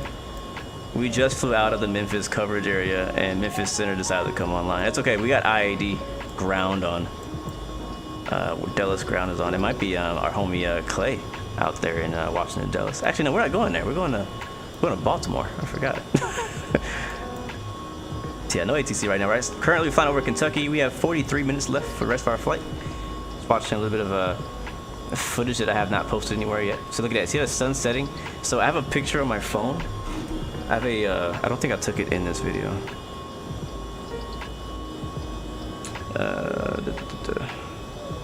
Actually, it's my screen. I'm not sure if you guys can see it. Can you see that? It's blurry. Yeah, so that right there, I don't think I took it on the same day, but it was the same gate. It was a sun setting behind the engines. It's such a sick picture. It's my background now. So that's us pushing it back. But the reason I love this gate is one of my favorite gates that we use, because in the evening the sun sets right behind the airplane. It's just freaking gorgeous. So you see here, we're done. We're packing everything up. I'm gonna walk to the camera and probably turn it off. But yeah, I was pissed because we had another flight that came in right after this, and I should have let the recording go. I should have let it go. All right, so here is, what is this? Wait, you know, before that, let's go look at our flight. All right, so again, we're in the MD-11 FedEx, the throwback. And we are still maintaining altitude, maintaining speed. We're 219 miles away from our top of descent. Again, descending around 1721 Zulu time. And yeah, it's doing pretty good. I mean, the LNAV for me so far is working perfectly fine. I mean, it's really gonna be a big test of it when we get to descending into Baltimore. I'm also gonna go ahead and change my altitude down to our bottom altitude for our descent. So let's go look through here. Looks like it's gonna be 2,500 feet. Yeah, so we'll set our pre-selected altitude to 25,000 or 2,500. Sorry, 2,500. There it is. That's pre-selected. So once we get to our top of descent, I can't remember. Remind me in chat, guys. When we get to our top of descent, do I need to click profile, or do I need to click anything before we descend, or is it just gonna descend on its own? I can't remember. Because I did fly Airbus recently and I had to press buttons, but I can't remember. Oh, I love this view, and this view too. I love both these views. All right, back to our little thingamabob. It could go on TikTok too. Yeah, it's that's kind of thing. I've been recording stuff for the option to post it places. Some things are not really like, obviously I could post it as is to YouTube, and you know, maybe a few hundred people might watch it. That's cool and all, but you know, you kind of get the style of my channel. I kind of have like in my head kind of a standard I look for as before I do things. So yeah, actually look, I like that view. Yeah, so I'm actually waiting. This is so we're at our usual gate where our stuff, we store our equipment. And I'm gonna fast forward so you don't see all these people's faces. Whenever we have to go to a different gate, we have to move all of our equipment, our baggage carts, our tugs, our everything has to move. So this is us actually just moving. So I was like, hey, you know what? I'm gonna go ahead and hit record while we drive. So I'll take you guys on a little bit of a tour of IAH. So I'm gonna turn it on, and I'm just gonna fast forward. I don't know. There we go. I like this view. I might actually post this one. This is definitely a short. I got my AirPods in. Don't tell nobody. I like that view a lot. Yeah, next time I do my pushback video, this is the view I'm gonna use. And the camera I'm gonna use. I like that a lot. If it rains, yes, you just get wet. We don't have a covered tug. Other places, some companies, other places have the covered ones with the windshield wipers and defrosters and stuff like that, but we don't have that. So if it's cold, if it's raining, we had to be in it. Have I seen the Cargo Lux 747 at Houston? Yeah, I see it all the time. You can see me jamming, man. I was jamming. I was having a good day. This was yesterday. I was like, yeah, we're gonna go to a new gate. Name of this song right now that's playing in the stream is called Ganja by OOYY. There's a Sky Chefs. He's actually sitting there waiting for a plane to come in. There's an Embraer. I think nobody's in that Embraer. I like this view a lot.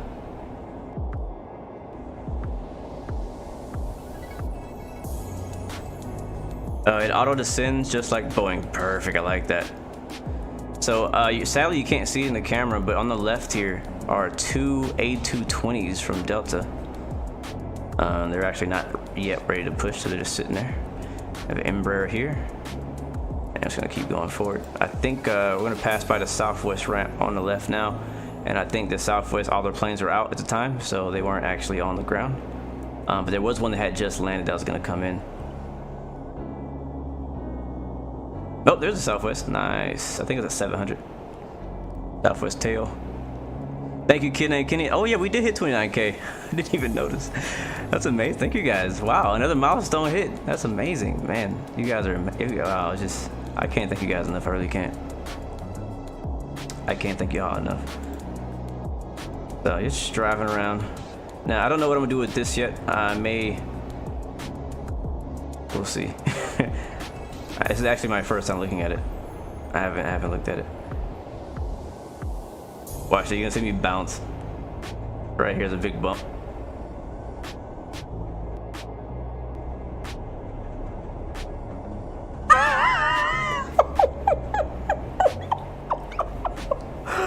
No, that's not me just bouncing my seat on purpose. It's because the shocks are like, it's the whole thing was so bouncy when we hit that bump that it made me like jump up and down. I didn't realize it was that freaking dramatic on the from the third person. My butt was there was definitely space between my butt and that seat. That is hilarious. What? Oh my god. Wow. All right. right, now I'm pulling into our new gate, the one we'll be using today. We're parking next to American. This is actually an American used gate.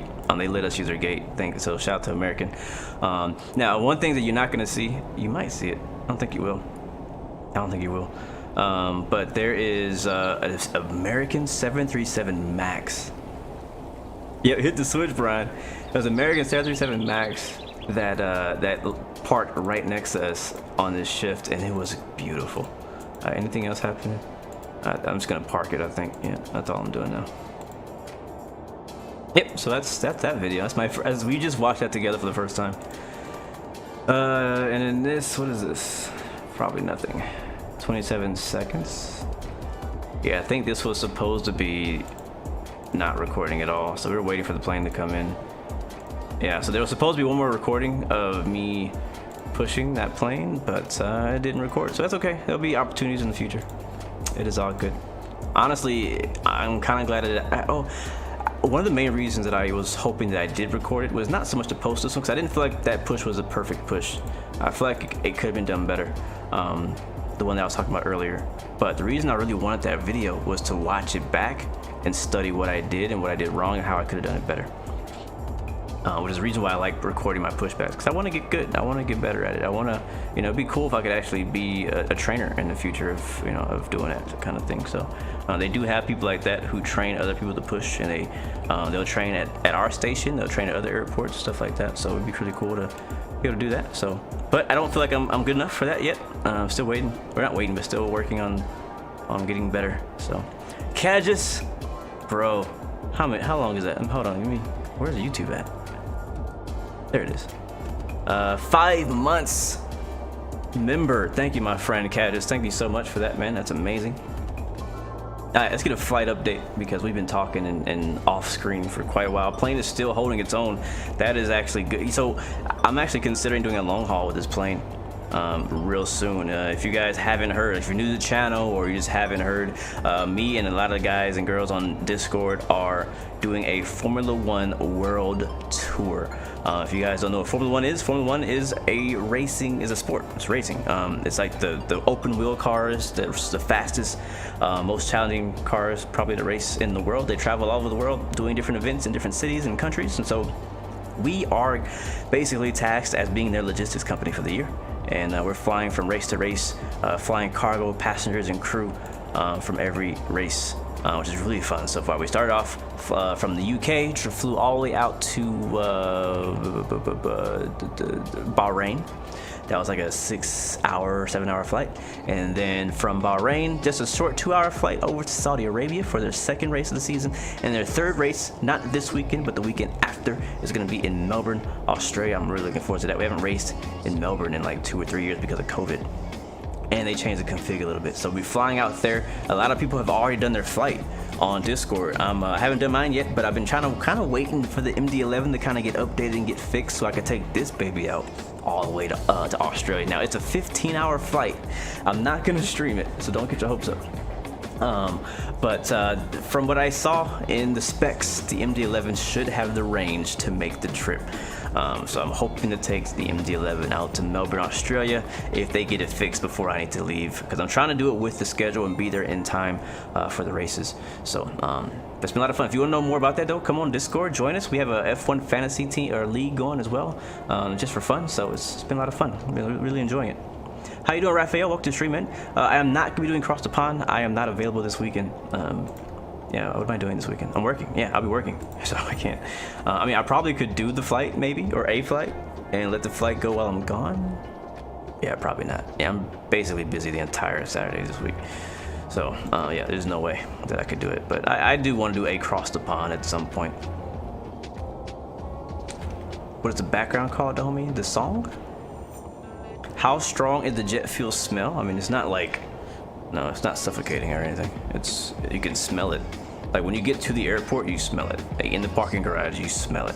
It has like jet fuel, and just being around airliners has this smell, and only if you work in an airport you know what I'm talking about. Like if you're a ramp agent or a pilot, you know that smell. You can't really explain it. Nothing else smells like it. It doesn't smell like it anywhere else. Even if you're a passenger, you probably recognize it, but you may not pay attention to it. But it has a smell. it's not like super strong or anything like that. It's not suffocating. It's just, it's there. So yeah, but it's not super strong. I wouldn't say it's super strong.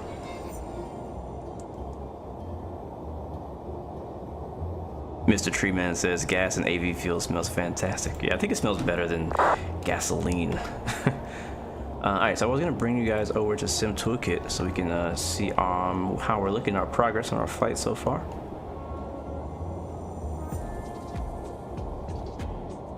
If you guys are interested as well in my playlist of music, you can type in !music and it'll send you a Spotify link for my entire playlist. You guys can jam it anytime you want. Constantly updating it. I think the one that's in the link is the one with vocals. I actually have two, so maybe if you search it on Spotify you might be able to find it. But I have a Blue Games playlist instrumental and one that's not instrumental. Kyle Scrap Plan, thank you for the subscription. Welcome to the Blue Arrow Royal family. Welcome aboard. Hopefully you're enjoying the flight so far. And alright, so this is where we are, guys. So we are 30 minutes out from Boston. No, that's not where we're going. Washington. No, that's not where we're going. Maryland. Kinda. Baltimore. Washington International, which is in Maryland. That's where we're going. We took off out of Memphis. You can see some nasty storms going on. Matter of fact, all of this right here, this is where I live. I live in this city. All of this just stormed through us this morning. It was nasty. So if you are in Louisiana, I am now your weatherman. Mississippi, Jackson, whatever, you're gonna get hit by this, and it ain't no light rain. It's some heavy rain. Sounds like horses running. Mo Charlie, what's up, my friend? Welcome to the stream. Thank you for the subscription. Welcome to the Blue Royal family. Good to see you. But yeah, so Memphis, where we took off out of, the hub of FedEx, and they now have ATC in the area, which is nice. That's good for them. We are currently flying over what looks to be Kentucky. No, Charleston. What state is this? West Virginia. We're in West Virginia right now.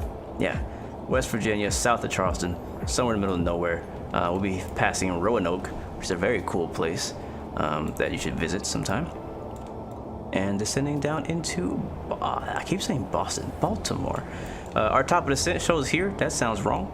We probably might want to watch that too. I have had times where this plane didn't calculate my top of descent correctly. So we might want to look at that before we really get into this thing. Weather should be pretty nice though there when we get there. I could also change our overlay to the satellite map, get a better look at the view. We are going to pass over a little bit of mountains here. I think these are the Appalachian Mountains, I believe. If the clouds are gone, we might get a chance to see them. We shall see. So yeah, and again, 28 minutes out. Let's see how far we are from our top of descent. It should tell us here. Oop, that's not the right button.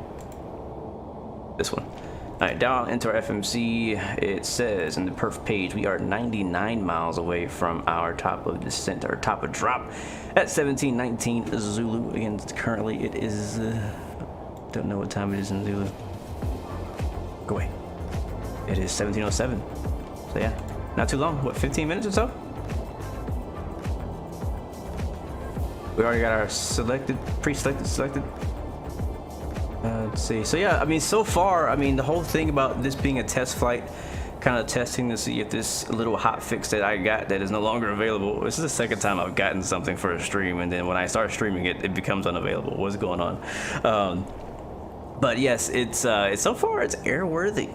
I mean, I'm not having any of the issues that I'm seeing other people complaining about, like the S turns and all that. You know, I mean, again, the VNAV is going to tell us a lot. But so far, take off the cruise, it is airworthy. We'll have to see how it goes during the descent and the heading and all that, the vectors, the ILS. I am going to program an ILS in here later. And yeah, so we're good. Todo bien so far. I want this view here. Wait for it, wait for it, wait for it. Boom. Canada Airliner, how did the Captain Sim 777 feel? You saw my video flying it the other day. So here's my thing about the Captain Sim 777. It has a bad taste in everyone's mouth, and it still has a bad taste in my mouth as well, from how they entered into the, what is that black box? Goodbye. How they entered into the community. It kind of was disrespectful, kind of, right? And also it was just very disappointing what we got from the product that we got. We thought we were gonna get something much better. But again, I want to just say how amazing you guys are.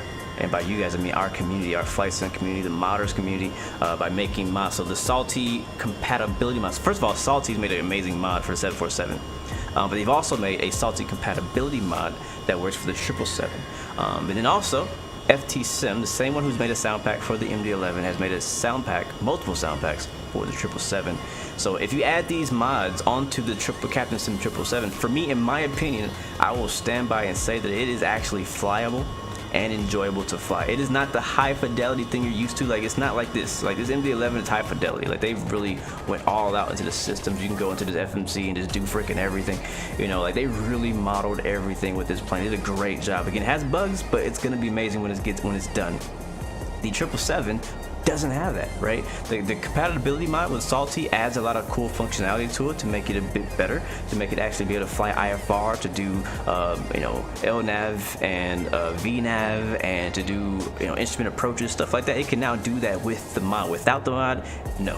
With the mod, yes. So is it worth it? Yes. In my opinion, that's my final thought.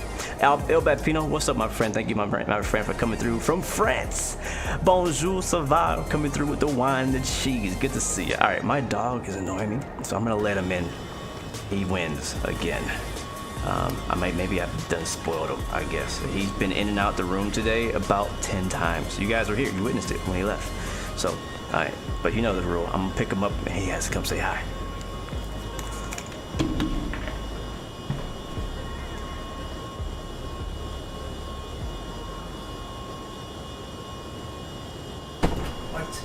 Another rule. Come on. Y'all say hey to Blue. Here he is. Say hi. Say hi to the camera. Hi to the mic. He's chilling today. Like, he ain't even trying to get down. Can you want to sit with me? You want to sit? Have you ever used a tow barless Water drinker. What's up, bro? You're actually. He don't never sit on my lap. He don't do this. This is not what he does. All right, we gotta get down because you're in my way. All right, come on. Oh, sorry. No, don't sit there. I gotta sit there. You go over there. Go to your bed. That's my dog. His name is Blue. Alright, he's chilling. I think he's all excited because they're doing construction downstairs and we have company. There's a guest here.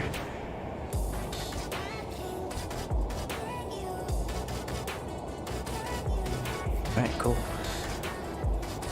Mad Geo Walker's a dog. Yes. How can you update the MD-11? I'm gonna refresh the page and see if they've made any changes. No, you can't. The update went up earlier today and then it went down because there were people having issues with the new update. So they took it down. So if you had not downloaded it in this few hour period, then it no longer exists. So sad, sorry. But it's probably for the best. Again, they'll have a new one coming out pretty soon, hopefully, and hopefully that one will fix the things that they broke, and the things that are broken before too. He's coming here making all this noise. It's okay. Oh man. Thank you, Kenny. Thank you, man. Yeah, we're looking forward. That's why people always ask, how's the flight school thing going? I'm like, man, it ain't going really, honestly, until the house is done. So the house is done, we're in there, and we done paid the money, and we're good, and I can actually put money towards flight training. That's where we are. That's the reality of where I am. When it gets down to becoming a pilot, that is where I am. The house right now is a priority for me and my family. And then once we get that, I can start working on actually doing what I want to do and getting my pilot license. Rich Milk Tea, thank you for the subscription. Welcome to the Blue Arrow family. I didn't. You're right, Water. I did not drink. I did not read it. What did you say? Have you ever used a tow barless pushback? No, I have not, Water Drinker. I have not used a tow barless pushback. The only thing we have is the one with it. Edgar, what's up, bro? Thank you, man, for that sub. Welcome to the Blue Arrow family. Good to see you guys. Welcome aboard. What do you guys think of this plane? You think it's airworthy yet? Does it get the check? I mean, we're not on the ground yet. That's probably the important part. Can we get it back down on the ground safely? Anyone know where you can find the camera views you set on the numpad? You don't have X camera. There should be some quick camera options. I think it's quick look or quick something like that. Search the word quick in the key commands. Okay, we're banking left. Let's see, make sure it's doing what we're supposed to be. Now we haven't turned in quite a few hundred miles. So now we're turning at the next waypoint. Let's see if it's going to continue. So now it's getting to the busier portion of the flight where we're going to get a bunch of waypoints for our arrival. Now we also have an issue on our FMC here. It says alt error at cache. Okay, let's go take a look at that. Where's cache at? Where the cache at? Alright, there's cache. How can you have an alt error right after our top of descent? Thank you so much, A, for the subscription. Welcome to the Blue Arrow family. Good to see you, man. I guess that means we most likely will not make that if there's a restriction there. Let me see. We're on the Raven 6 RNAV arrival into Baltimore, Washington. Our transition to get into this arrival is going to be Beckley. Or no, maybe it's not. What is it? What's my flight plan? I smell food. Yeah, BKW VOR. That's the Beckley VOR. Have we already passed that? I think we did. I think I saw that on our screen. LWB. We're not there yet. Maybe it is. Yeah, I think we passed Beckley. Because right now we're coming. Yeah, we passed Beckley already. So we're on the arrival portion of the flight. Again, there's no altitude restrictions on this part. Our first altitude restriction is at YT, which is here. If I click on data, it should show it.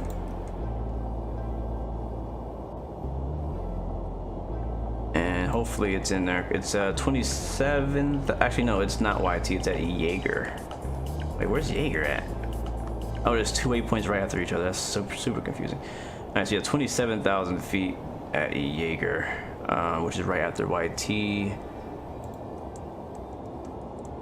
And it better be in here.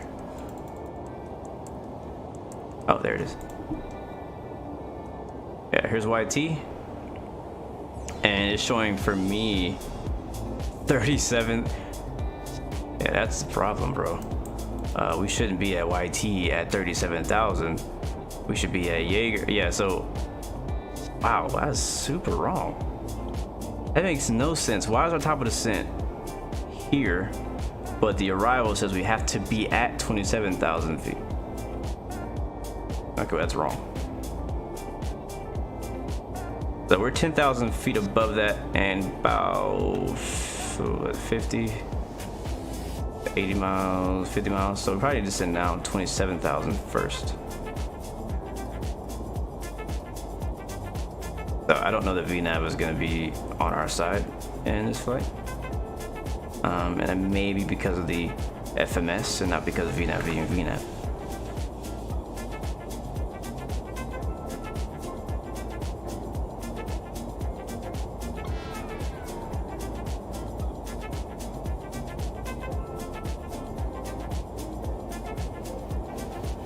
You want to butt? Oh my god.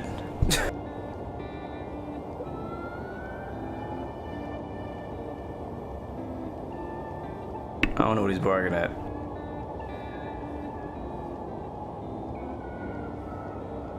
I'm about to let him out again. Come in here barking. He'll never bark. Alright, let's descend. Let's descend. Sorry about that, guys. Sorry for your ears if you're wearing headphones. Again, there's stuff going on downstairs, construction and people walking around, and he's like, what's going on? What's going on? I want to know. I want to go. So, I think we should descend now. Yeah, I think we should just descend now. I'm gonna do down click, and down 27,000 feet, we're gonna go.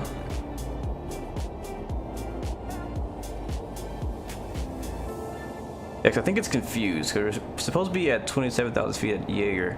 After that, it says we have to be at or above 24,000, 22,000.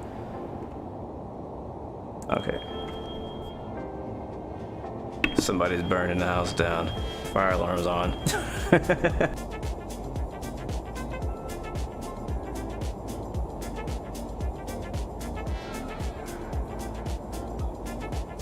think we're okay. I told you I smelled food earlier. Alright, so we're descending. We should make it. I think we're gonna make it. I think we'll be okay. I don't know. I wonder if we can still use profile.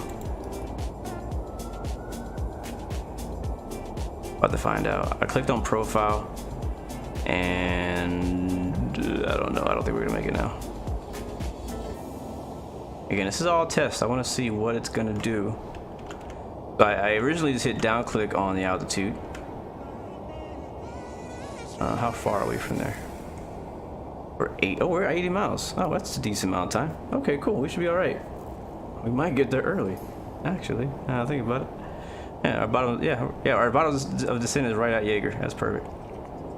So the top of descent marker was wrong, for sure. But I think we decided to descend at a good time though to make it to the altitude restriction. I still have no freaking idea, and mad respect out to my homie Captain Canada, but I have no freaking clue how he was able to get this plane to cooperate unpiloted. I could not take, for me to fly a plane on piloted, I gotta be confident in that plane, and that's gonna do what I expected to do. So I don't know how he was able to do that. But we are descending though. Beautiful. I sound familiar. Do I fly on piloted? Well, I just mentioned it. Yeah, so sometimes. I haven't flown on there in like a month, but I do like to fly on piloted when I can. Oh yes, well, we already descended, but yeah, I think I saw your message too late. Sorry, man. But I've been super helpful to calculate my top of descent. I probably have heard you, bro. I hear a whole lot of Walker Air people on VATSIM and on piloted, so I probably have heard you, man. Yeah, probably. I tell you, man, the flight sim is a small community, and we've all probably come in contact with each other in some form or fashion, and we just, you know, when you talk to somebody, you get to know them, and hear them and stuff like that. You would recognize their voice on the comms, but if you don't usually listen to them, then you wouldn't know. All right, flying into some nice ortho now. You see down below us, this is the difference between X-Plane default and my beautiful ortho. I think I'm using Vertical Sims V states, probably for Virginia or whatever state we're in, Maryland. Now, one thing I'm wondering with X-Plane 12 is how different is this gonna look? So, you know, we're not gonna get this. This is what Microsoft Flight Sim gets, right? On the right side is what Microsoft Flight Sim gets right now. Better or worse? Probably worse because mine is custom.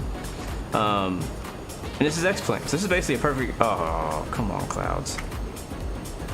Well, you guys saw it. Point is, what is X-Plane 12 default auto gen gonna look like from the sky? Yeah, is it gonna be any better? Is it gonna be improved? Is it gonna still look like crap? Guess I believe it looks like crap.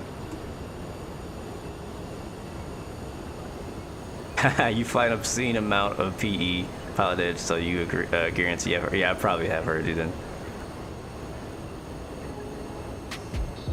MFD-3, I got this livery from the X-Plane org forum. It's free and very well done, man. I really like this livery. I was really hoping somebody would make a livery like this. Now, I like the new FedEx livery too, don't get me wrong, but I was really hoping they would make this one. For me to fly, you know, every once in a while, I like to kind of have, it's cool if you fly the same airline a lot. It's really cool to have an alternate livery, right? To have a special livery, like a Star Wars livery or whatever, you know what I mean? Just to kind of make it fresh when flying that exact same plane again, you know? It's really nice. So I really like this livery. Old school FedEx. Very nice. All right, we're actually coming up on Jaeger now. How are we looking at our altitude? Good, actually. 27,000 feet is right below us, and here comes our top of drop, or bottom of drop, yeah, I should say. After this, we have a few more altitude restrictions. We got one coming up at 24,000 feet after Jaeger. I'm wondering, I mean, it's gonna have to stop because I only set it to 27, but if I set it to lower to 27, is it gonna stop? Like if I go ahead and put 20,000 feet, is it gonna keep going to 20,000 or is it gonna stop at 27 to meet the restriction? It might continue because we're gonna fly over it, and at that point,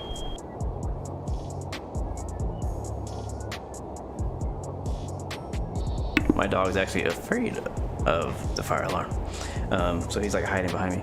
But after this next waypoint, will be free to descend down to as low as 24,000 feet. So let's see what it does. We're coming on Jaeger. Matter of fact, it actually met perfectly.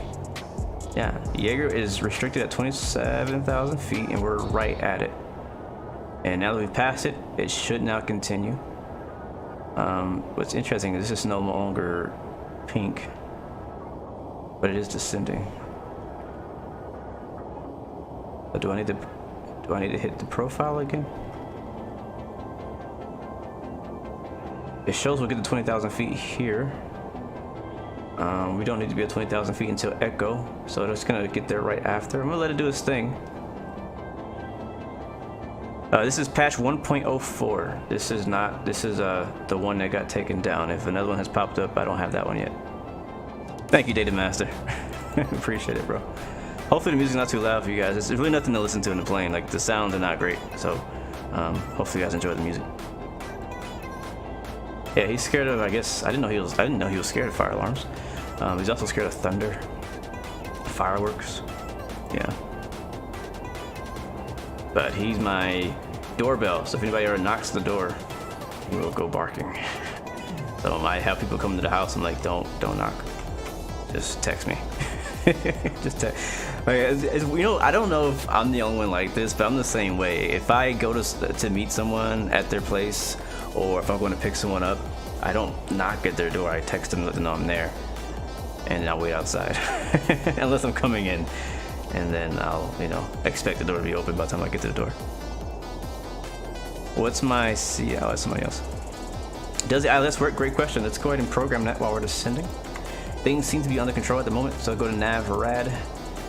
We're expecting the ILS in Baltimore for runway 15 right, and the frequency is 111.7. That's correct, but the approach course is wrong. So one thing that's really interesting to me is I don't understand how they can get the frequency right and the approach wrong. It's wrong every single time. There's never been a time that I've come in here and the ILS has been pre-programmed with the correct CRS. So I always just kind of go back in here and redo it. So 111.7. And also I noticed that when you get to the runway, it usually is off as well. So I may try to run the ILS as far to the ground as possible to see what the plane does, and then we'll probably land it by hand. I'm not expecting a very soft landing. This is a test flight, but again, this is the whole purpose of this, is to test things out, to see how it's working, what it's doing. Not so much to try to prove to you guys that I can butter a plane. That's not what today's stream is about. I'm gonna try to my best to land, my ability, but I want to see, because you know, some people may be in a situation where they need the ILS to guide them all the way down to 500 feet, 300 feet, 200 feet, whatever. So I want to see if that's gonna work. So all right, it is descending, and it seems like it is following the VNAV. You can see it's gonna try to get there as best it can. Watch my charts here. We're coming from Echoes, 20,000 feet. So we have 19,000 foot restriction at 19,000 feet at Donkey. And again, VNAV is yeah. Okay, so we didn't have to click profile again. It's just doing its thing. Beautiful. We do need to add drag, so we'll bring in the speed brakes. Just about half. And again, because my speed brakes are on an axis, it just kind of jumps around, which is weird. Oh, going to some clouds. So far, guys, icing has not been a problem at all. I have not had to worry about icing at all, even going through these clouds, which is looking gorgeous. I like this song, by the way. We'll turn it up. This is why I should fly this Challenger. You know what? I'm actually trying to plan a flight in the Challenger 650 next week. I haven't got my work schedule yet. Once I get that, I can plan the week. And I have a special scenery I want to fly into in the Challenger next week. So if that person is here, he knows what it is. Thank you, Z Salts, for the subscription. Welcome to the Blue Airworthy family. Welcome aboard, my friend. Good to see you. Hopefully you're enjoying the nose cam. Honestly, when I get in that Challenger, I'm gonna be pretty happy. I gotta relearn how to fly it again. I gotta go back and watch my tutorial. We're gonna be parking at the cargo ramp in Baltimore. It's gonna be... Where is it at? It's called Air Cargo. It's on this. It's right next to 15 left. So we're gonna have a kind of a longer taxi. Yeah, so it's a cargo ramp next to 15 left if you're familiar or have the chart in Baltimore. That's where we're parking. Alright, let's check on this thing. Alright, we have 19,000 plugged in. We just met the 19,000 restriction. Next is the 16,000 restriction. Scroll down to 16,000 now. And it's still in profile, so it should, in theory, continue to take us down. There are no speed restrictions so far, except for the obvious 250 knots under 10,000 feet coming up at Capco. We have 22 miles from Fimbo. Fimbo is gonna be 16,000 feet. I don't know, happy music makes you feel a lot better about this plane. Feeling good. I think it's gonna be a good flight, guys. I think it's gonna be a good flight. Zoom into our thingamabob. Here comes 18K. Let's get the weather in Baltimore. Somebody in chat, give me the weather for Baltimore, please. KBWI. KBWI. I need the either ASUS or METAR. It doesn't matter.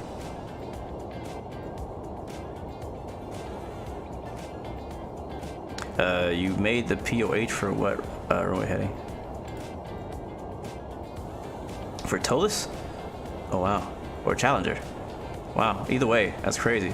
That's in a big binder. That's amazing, man. That could be helpful. I don't have any paper or anything, but I do have stuff that I saved to my iPad. Matter of fact, I think every plane, every add-on plane that has like a good system depth, I actually download the manual and the checklist to my iPad. So that I can go back and review them. Alright, so we're supposed to be reading, going down to 16,000. It's not, it is descending, but not very fast. Think it's trying to, no, it's not trying to slow down. Alright, thank you, Stevo99er, bringing us our Baltimore METAR. Winds are 080 at 9, gusting 16. I'll tell you guys, the gust follows me. Clear, few at 6,500, broken at 11,000. Broken at 25,000. That's where we're flying through right now. And, or not really.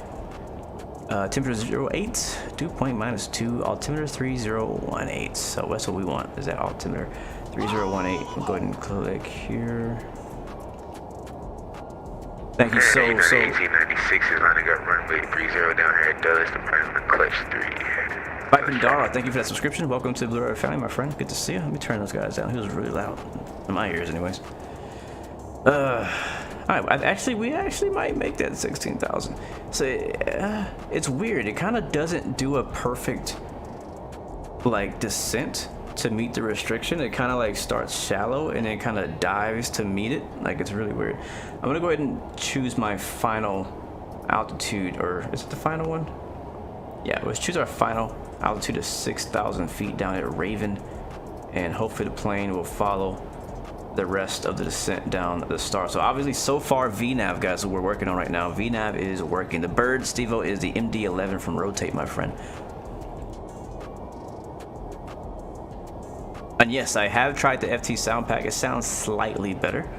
I tried it on the older version, but I didn't want to install it into this version yet until I tried out how the plane was by itself. Let's go to our TO approach page. So let's see. We're actually gonna land flaps 50 today, guys. I did a test flight earlier and I had a better experience landing at flaps 50, surprisingly. But I am gonna set our flaps over here to 15 for our approach flaps. Thank you so much, Fox Aviation, for the subscription. Welcome to the Blue Arrow Roy family, my friend. Good to see you.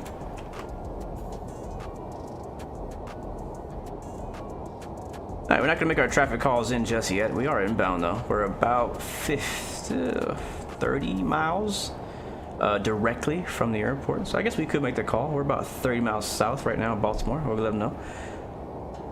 Baltimore traffic, FedEx 116 Heavy is 30 miles south inbound. Descending via the Raven 6 arrival. Expecting runway 15 right ILS, Baltimore.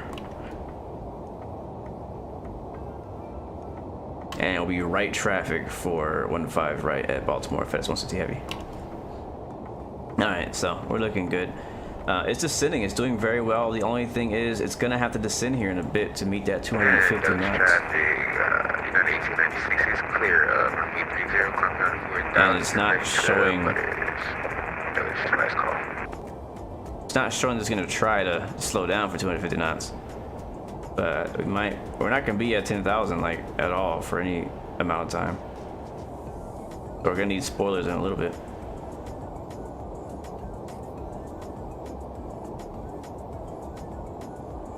That's runway, bro. That's dedication, bro. Respect for that, man. That's amazing. You have all the 2,000 pages of information of that plane. Wow, that's amazing. John Lai says the MD-11 stands for More Death Part 2 for a reason. Wow. Ouch. Well, it sounds like you're an expert with that Challenger 60. Challenger 650, I'm sorry. I'm gonna bring the spoilers out to, actually no, I'm not. I'm gonna let the plane do its thing. I'm not even gonna, it's not telling me to add spoilers or add drag, so I'm just gonna leave it as is. Alright, Baltimore should be off our left. That's not it. It's out here somewhere. Stabilizer. Yes, that's also has happened today. The Concorde for Microsoft Flight Sim is now available on the Just Flight website. I don't have it. We'll see. But I don't have, all I'm saying is I don't have it. I'm not saying I'm gonna buy it. I'm just saying I don't have it. But it does exist for those who want it. It's out there, it's available. Let me know what you think. Alright, speed's looking better. We are below 10,000 feet now, so land lights are gonna come on and the music is gonna end as well. So sorry about that, guys. Hopefully you guys enjoyed Blue Arrow Radio on an FM 116. If you want to hear more about that, type in !music and catch my playlist on Spotify using Epidemic Sounds. Yes, sir. All right, we are in the cockpit. We are preparing for landing in Baltimore. Make our left turn here at Capco waypoints. Speed has automatically been set to 245 knots. We are passing 8,000 feet, descending now for 6,000 as we approach Raven.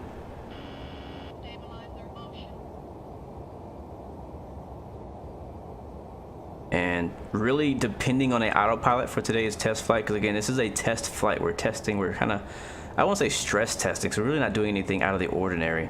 We're just doing a basic IFR flight to see how the plane handles it with the new hotfix update they came out with. Now again, this hotfix that I'm using is no longer available. They took it down because a lot of people were having some major issues with it. Am I one of those people? Not yet. So I can't say I'm having problems with it. Matter of fact, it's working pretty darn good for me right now. We haven't had any problem with LNAV. VNAV has been working pretty darn close to as it's supposed to be working. We are going to have vectors here, and we're going to use the heading bug to vector ourselves for landing on the approach using the ILS. Now, people have already said and confirmed the heading mode bug has been fixed, so I'm expecting that to just work as it should have in the first place. As the speed has now been auto-selected to 214 knots. One thing I will say that I have not been a big fan of, and it may just be the way this plane works, I'm not sure if it's a bug or not, but sometimes I don't like the speeds that it chooses to go. There is no 210 knot speed restriction on this arrival. So in theory, it should just stay at 250 or so. Here comes 6,000 feet. So what I might end up doing is changing the speed myself, because in a little bit I think it's actually going to change even lower. We're actually already within flap speed if we wanted to, but I don't want to. We still got a little bit of ways to go. Oh, my spoilers are out. Let's put those away.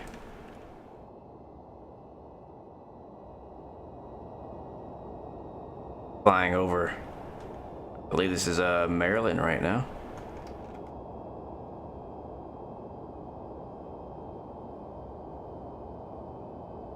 But really looking forward to when this plane is kind of really at its completion stage, you know what I mean?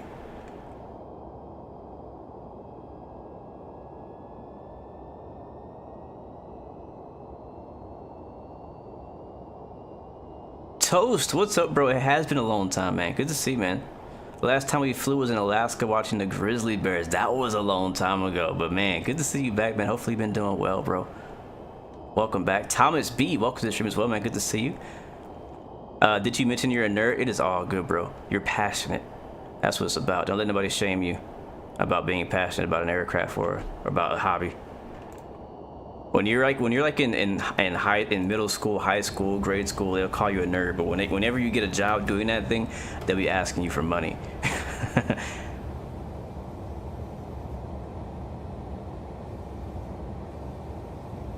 Trust me. Some nerds become the most successful people in the world. All right, guys, we are getting to the end of our arrival. We should be holding here. It should hold us at 6,000 feet.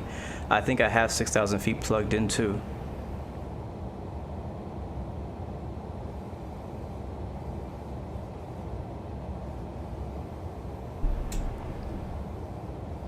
And when we get to our approach, we're gonna want to get down to 2,500.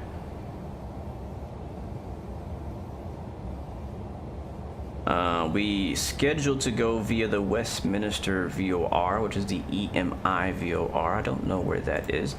Actually, yeah, here. So on our screen, I zoom. Well, here's B-more, which is I think the first waypoint for our approach. And it goes this way. So this right here, this little loop-de-loop thingy, that's actually the go around. So if we have to go around, that is where we'll go and hold. But that's not planning on doing that today. We will at least make right traffic if we have to go around. So basically from Hun, where the vectors start, we'll vector ourselves this way and then over to B-more and see how that works for us. How do you update the MD-11 via skunk crafts? I don't think you can. I don't think they have the function of updating via skunk crafts. I don't think that's possible.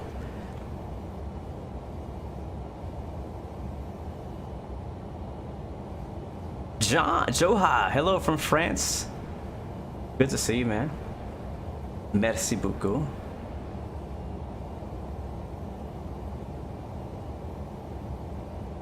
James Salt, so far, bro, we have had no issues, no major issues so far. Again, the patch I'm using right now has been taken down because people have been having issues. I have not been having those issues. I also, when the people I looked at though who were having issues were also in Europe, so I wonder if it's a regional problem. Like, is it like something wrong with the European waypoints and stuff like that that is having trouble with? Because flying in the United States so far has not had the same problem. So we're gonna stay here at 6,000 feet. I think we're good where we're at. You can see the clouds just above us, but it is nice visibility. Airport should pop into view over here somewhere off our right wing. Yeah, it's way over there.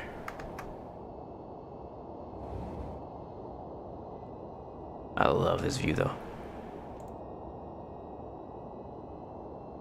Jules, what's up? Welcome to the stream. Also from France. France and Germany representing today. VXL 524, 4 miles from Kev waypoint, turning right, final for runway 15 right. That sounds like my homie Josh in over there on the voice. That's dope.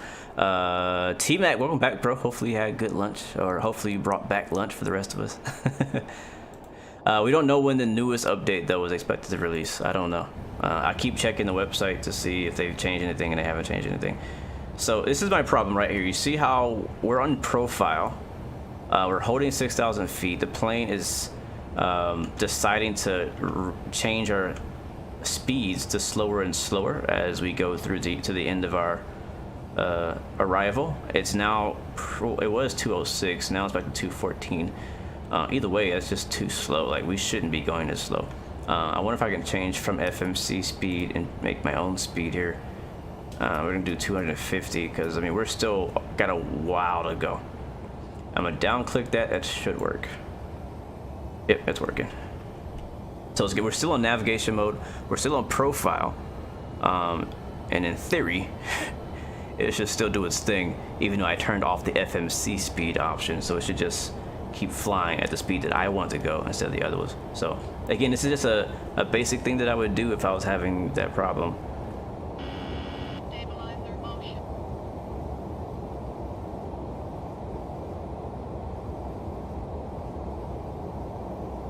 Yeah, they took the patch down, but we'll see if they bring it. Again, I've been refreshing. I have my download page open to refresh it throughout the stream to see if any changes happen. Drone Hipster, thank you for the subscription. Welcome to the Blue Arrow Roy family.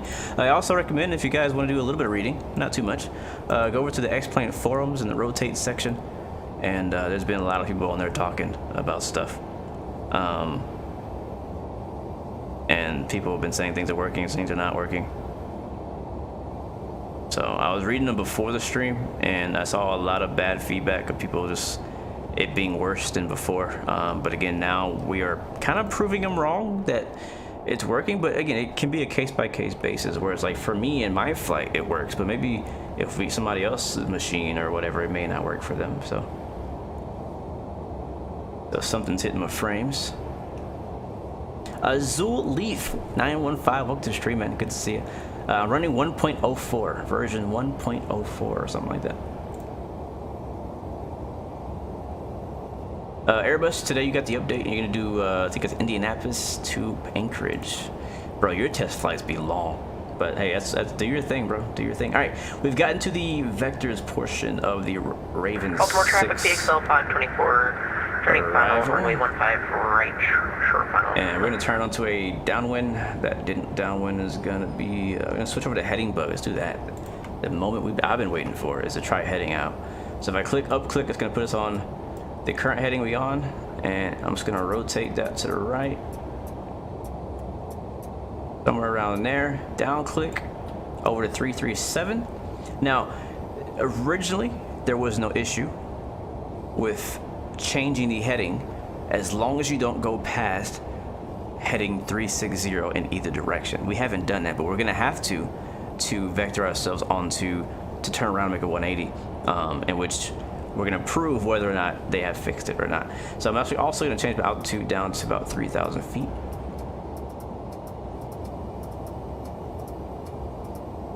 And then down click that. We're doing this manually now, so we're no longer in profile mode. Just doing a manual descent. That's gonna be there it is. It's doing good. Thank you, Thomas. Bro, what's up, man? Thomas Box for the subscription. Welcome to the Blue Arrow family, and welcome aboard, my friend. This wing view's for you, bro. There it is. There's our airport, Baltimore, Washington. I think it is. I believe it. Yeah, it is. That's our airport.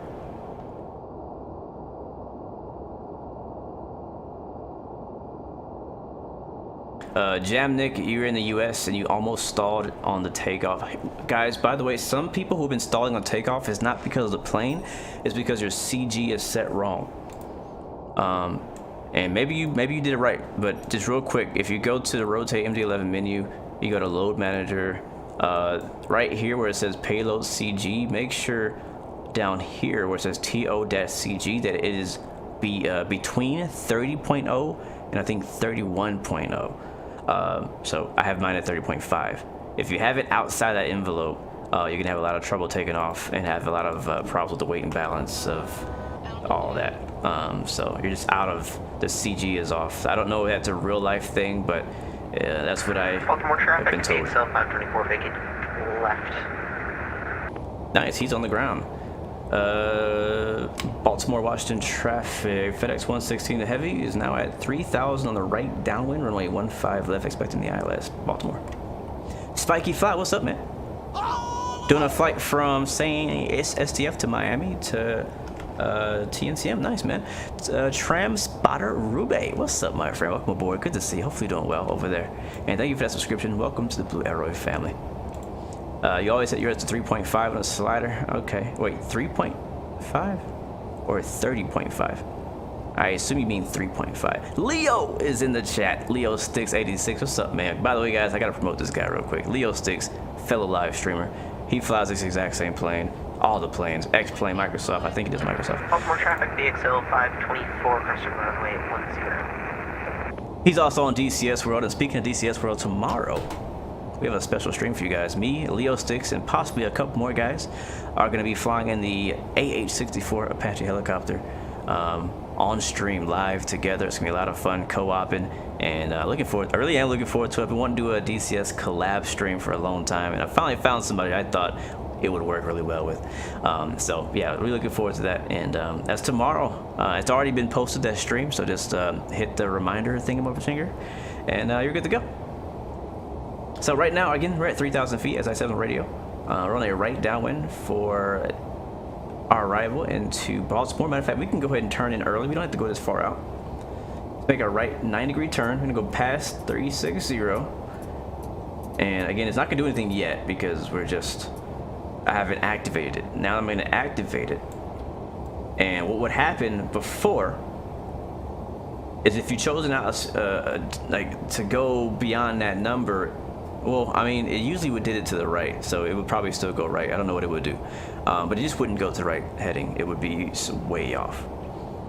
So right now we're gonna vector ourselves, turning right base. We're pretty far actually. We kind of probably went too far out on this pattern here. Yeah, we're like freaking 20 miles away from the airport still. And this is why I want to change my speed manually, because if I had still had the FMC speed set, we would be at 180 knots right now through this whole thing, and be taking forever. So it's gonna keep changing. I'm going just direct to the Be More waypoint. I'm now gonna select my new heading and activate that. Plane is now, so this is one thing as a big step up. The heading bug is now fixed. It's not a problem. We've squashed that bug. We're good to go. Amazing. So far, it's been a successful test flight. VNAV has worked going up. VNAV has worked going down. Cruise has worked with winds aloft the winds. Had a nice tailwind. So far, the plane has done what we expected to do. And by expected, we're not expecting it to fail. It's done everything right so far. IFR Captain, what's up, man? Welcome to the stream. Good to see you. Welcome aboard. Hopefully you're doing well, and thank you for the subscription. Welcome to the Blue Arrow Royal family, my friend. All right, I see myself on the chart. We have our nav loc thing majigger. Yep, here nav rad is set up 110.7 and 155. ILS 15 right. Baltimore traffic, FedEx 116 heavy, 3000 right base, runway 15 right, ILS, Baltimore. Blue, oh, sorry, I said blue. Donut. Speaking of blue, my dog is still sitting behind me, so I can't scoot back. Donut, what's up, bro? Welcome. Donut 1009 is in the chat. What's going on, bro? Good to see you. Nathan, November 8th of Uniform Papa is currently flying the King Air 350 from Miami down to Key West. That's a very nice flight, man. Very nice flight. I haven't flown the 350 in a while, man. It's been a while. All right, we are about to reach the point where we're going to catch the localizer, so I'm going to go ahead and test that as well. We're going to go over here to this for camera, click on approach/land. Loc has now been armed. We're still heading 117, holding 3,000 feet. We should still be below. Yeah, we'll be below the, I hope. You know, to be safe, let's descend a little bit. We're supposed to be at 2,500. I'm going to go down to 2,000 just to be safe. There we go. We should capture the localizer here just a little bit. It says no loc at the moment, but on the left it shows the identifier for the localizer. We're also going to slow down, way down to about, we're still ways out, but we'll do 200 even, or close to it. That's going to slow us down. And is it going to catch that localizer? Are we too far away? We're about 20 miles. Yeah, we're maybe too far away. Well, okay. Well, I will just do this then. From this far, the localizer should catch us, but it didn't, so that's okay. This is why we were testing these things. We were prepared to take over if we needed to. Matter of fact, I don't want to go that slow, because I'm gonna have to have flaps. So let's do 210. Matter of fact, just stop where you are. As you were, Captain, as you were. Alright, so I'm going to go back and we'll re-intercept at Kevin. And the issue with that is that because we didn't capture it, yeah, there we go. So now the ILS is above us. And we should capture at Kevin, 2,100 feet. We're on heading mode. We just got disconnected from VATSIM for low frames. That's okay. Baltimore is loading in. Not surprised.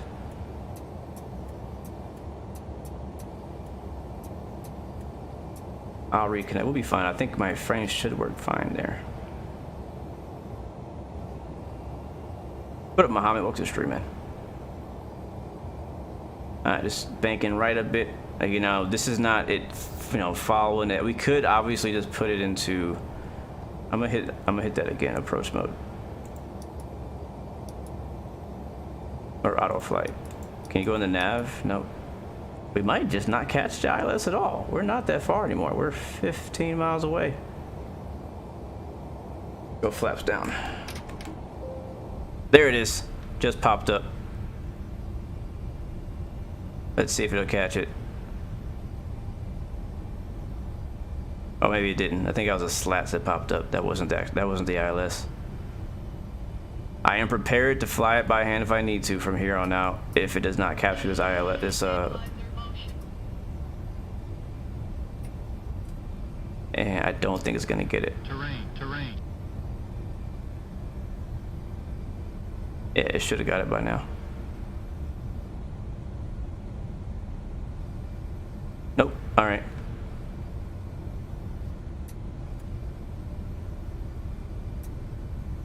Yeah, we're on 10-mile final now.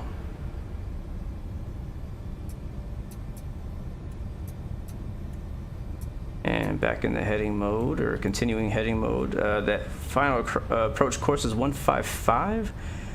We should be descending from this point. So we're gonna have to take it from here and kind of flat like an RNAV approach.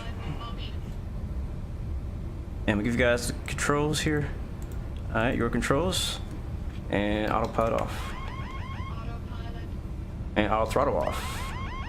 Alright, my control flaps coming down. You're down.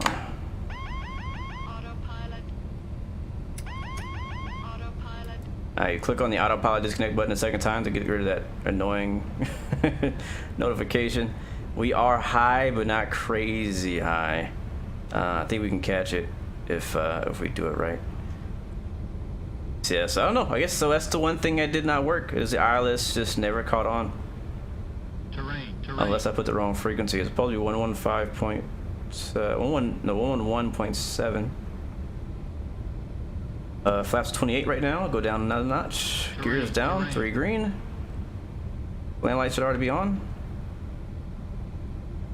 And again, we're doing flaps 50 this time around.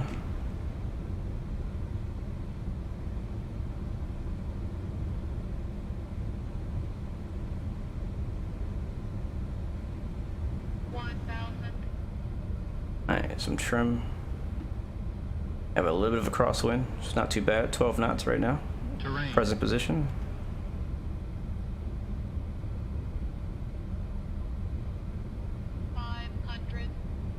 Alright, pull up.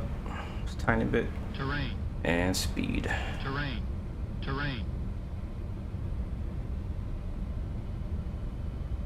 Terrain. Terrain. Approaching minimum.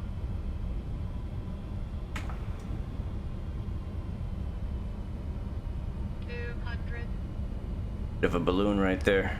Big balloon, actually. Big balloon.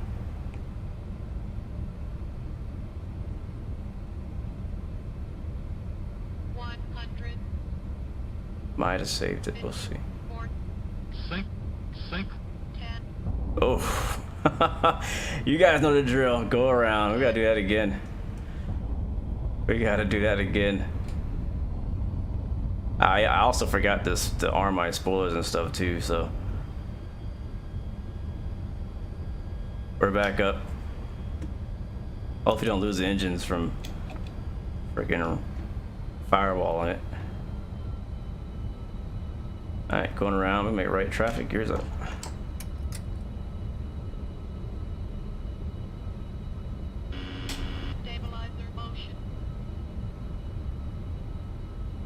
Yeah, I didn't have a chance to get back on VATSIM that last time because I was so busy trying to handle the plane. Landing gear So gear up, well, not gear, but flaps gonna come up a few. Landing gear. Landing gear. Landing gear. We're not quite trimmed. Now we are. Alright, let's see. The frames are still kind of low. I don't know if we'll be able to stay on VATSIM if we get back on. I'll try though. I'll try. Yeah, it never caught the ILS. Let's see, 115 right, Baltimore, 111.7, 111.7, 155. Never found it. It's like it didn't exist, like it was turned off. Yeah, there's a few things we forgot to do. Turn on the seatbelt signs, arm these guys. Yep, we're not, yeah, my FPS is something about the, I don't know what it is, something about the airport or something maybe. And I'll set this to max.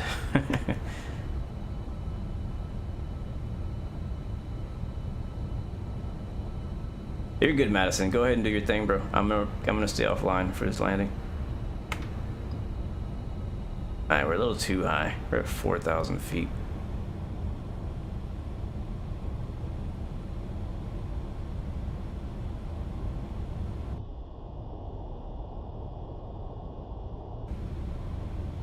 Alright, level off around there. Your packages are destroyed. Watch out, Blue. That move.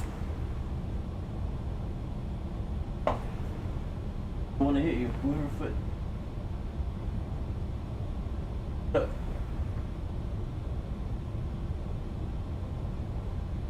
Yeah, alright. I was worried I was going to hit him if I backed up. Like laying behind the rollers of my wheels on my chair. Alright, we're good here. Or no, we're too high. We're way too high. Let's get down. I want to get down to like 2,000. Oh, bring our throttles back. Let's get this thing into control. So we got 14 degrees of flaps in. The wind is kind of pushing our wing to the right, so I'm having to counteract that a bit. But I want to start descending, so point the nose down. Yeah, was that a 600 landing rate there? Not one of our best. It's so crazy because I did a test flight earlier and I had like a really good landing, like surprisingly really good landing. I've never had a really great landing in this plane. Wait, why is one engine up there and the rest are back here? No wonder I'm flying sideways. Y'all see that? There we go, now they're in sync. That might be why my landing was off. Like, weird stuff like that tends to happen all the time. Like, I did a test flight earlier, did put my reversers on, and only 2 of the reversers came on. So, yeah. Plane can be quirky. Do I ever think in the future the Cockpit Master CDU might support this plane? It would be pretty darn cool if it did, but I don't really see it happening, no. It's a completely different CDU, so, well, a lot of the buttons are the same. Actually, yeah, a lot of the buttons are the same. I didn't realize that until just now. Alright, so we're on a very offset, just downwind here. Hopefully they'll come out with the Airbus one though. That would be nice. Love to have a physical Airbus MCDU in my setup.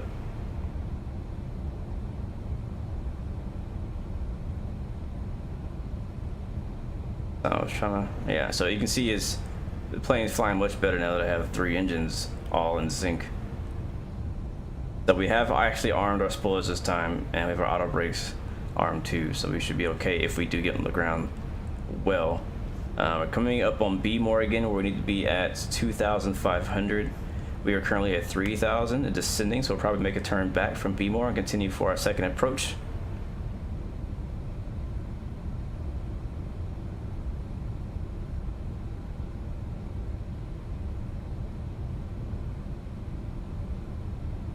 Probably setting my course to 155. Where do I do that?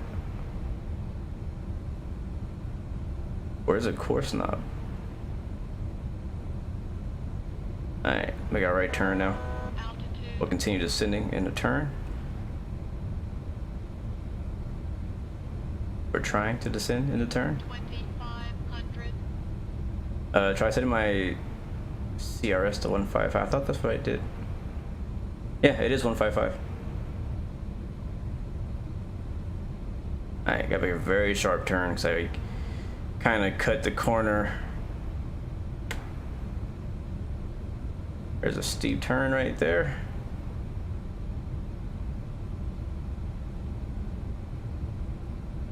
Very steep turn.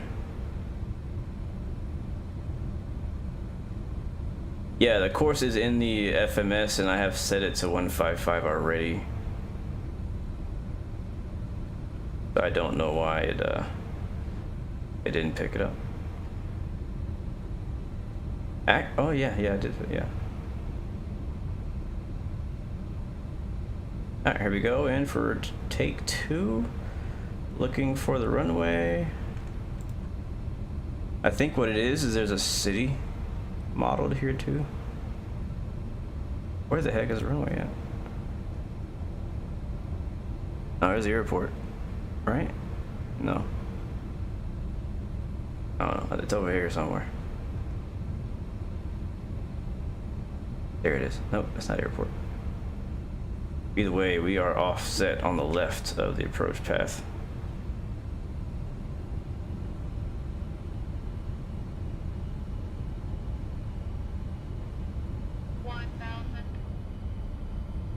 I'll be honest, when hand flying this plane, I have to put a lot more power than I'm used to kind of keep it flying. You know what I mean? Because even with the nose up 5 degrees and we're not stalling, you'll still see that the plane is descending on you. And believe it or not though, we are actually okay on altitude. Maybe a tiny bit lower. And it'll be all right.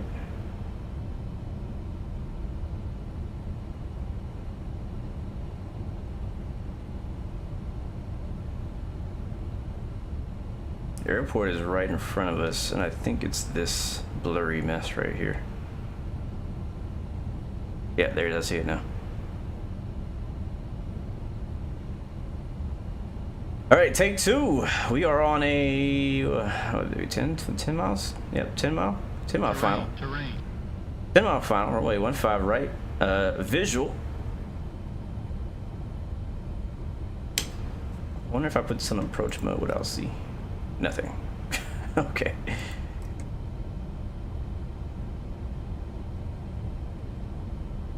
Let's see if I can get this thing trimmed out to be like right where I want it to be. Yeah, I can't follow that flight director thing at all. I should just turn it off. Alright, let's get slowed down. So the power's gonna come back. Low enough for the flaps and the gears, so the gears gonna come down. Don't know why that doesn't work.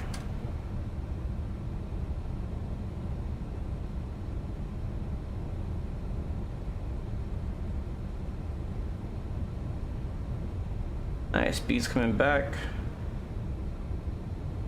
We are a little high. I do actually see going by Pappy's now. We're doing a complete visual. I got 2 white, 2 red at the moment, but we're gonna be seeing more white here in just a second if I keep going this attitude.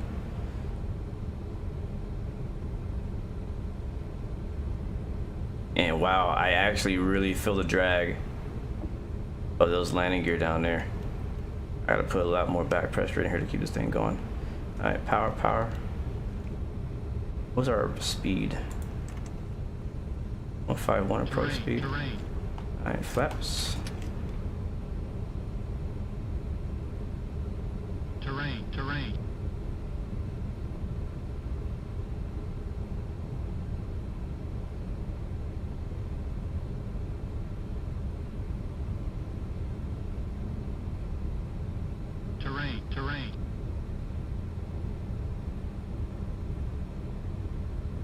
Trying to get lined up here. You can see we are already high. So instead of pointing the nose down, I'm going to try just taking the power out. Stabilizer motion. 1000.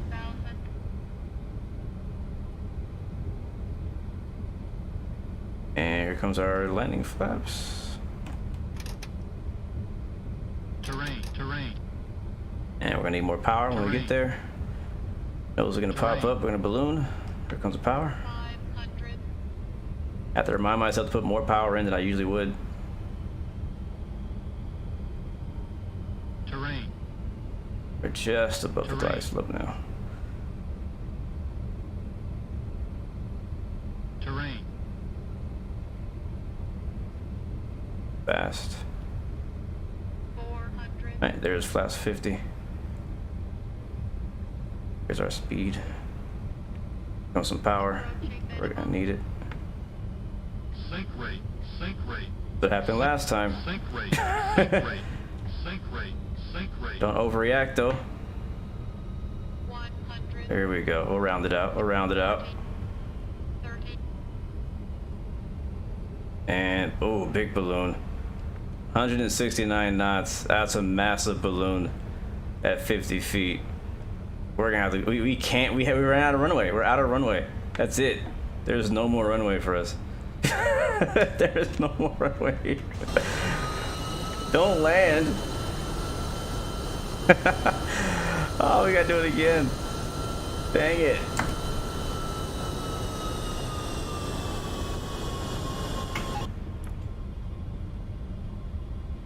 I feel like it took forever to get back there.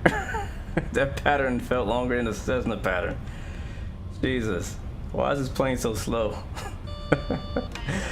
Every time we try this, I get less patient. Alright, flaps back up. Landing. We got a friendly up ahead. Landing gear. Landing gear. It's never taken me this many times. Why are you yelling at me, landing gear? Oh, it flaps. Never taken me this many times to land this plane. Can we bet on the GA?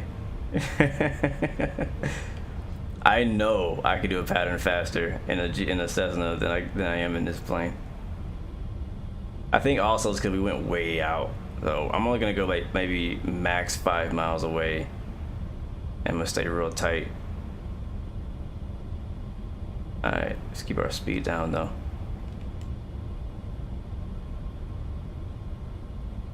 I think flaps 35 might help. Yeah, that might help in this case with our weight. I don't know, I tried 50 once and it worked really well for me, so I was like, yeah, I'm using 50 from now on. So I might try 35 this time. We'll try 35 this time. They say the definition of insanity is doing the same thing over and over, expecting a different result. And guess what happened? We got the same result, but worse. So we'll try a different flap setting this time. I think it's also because when I was getting pretty low, I noticed that I was like, it was like sink rate, right? So because I was like falling out of the freaking sky. And so I added a ton of power, more power than I usually would if I was flying a Zebo, because I feel like the throttles are less sensitive. Like you got to put a lot more power to actually get moving, because it's just so heavy. But I'm putting too much of that power, and it's a ton of power. When the power finally gets there, it's a ton of power. It's just delayed. And so what happens is, you know, I've done what I did, and now I'm paying for it, but it's happening later than I'm expecting it to happen. You know what I'm saying? So go around number 2, attempt number 2, right? Or 3. This is attempt number 3. Oh no, you guys are predicting a round 4. I don't want a round 4. All right, let's get slowed down. We'll do this early. We're doing the downwind. We'll get slowed down. And I'll probably go ahead and drop the gear here, as we're like midfield. Oh no, we're actually beyond that. Here comes the gear. Give me a short final. I'm making it harder for myself for doing a shorter approach, but again, I get, the more I do this, the more I go around, the less patient I get, especially in this plane. Alright, I want to be at 1,000 feet on my downwind. That's where I want to be.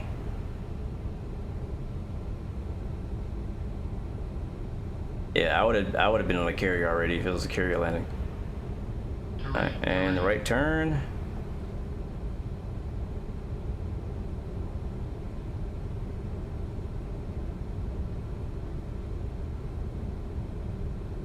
So I noticed if I just put the nose on the horizon, I'm already losing speed, which is okay because I want to lose speed. I want to bleed that off. I think at this rate we should make it just about perfect. 1000. But I'm also losing way more altitude than I want to lose. So let's trim that here a little bit. 1000. I'm gonna wait till I get my nose back at the airport, pointing to the airport before I go over the flaps again. Alright, now we are at 1,000. I think my altimeter must be off, because this feels like a lot lower than 1,000 feet. This has to be like 500. That's also MSL, so I don't know. Terrain, terrain. Terrain, terrain. Terrain, terrain. This feels really low, right? This feels really low.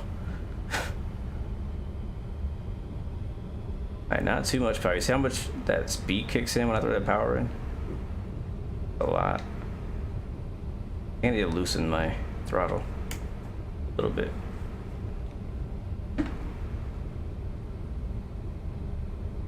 Alright, we're on a downwind now. Airport's on the right. Outside of those trees. Just go ahead and roll in. Terrain, terrain. And man, I'm trying to hold 177, but I'm losing so much altitude. Terrain, terrain. A little sharper. Terrain, terrain. You got this thing on 400 AGL right now? What? Yeah, I'm like, yeah, we're definitely not as... Altitude. We're definitely low as heck right now. Alright, we're probably gonna overshoot just a little bit.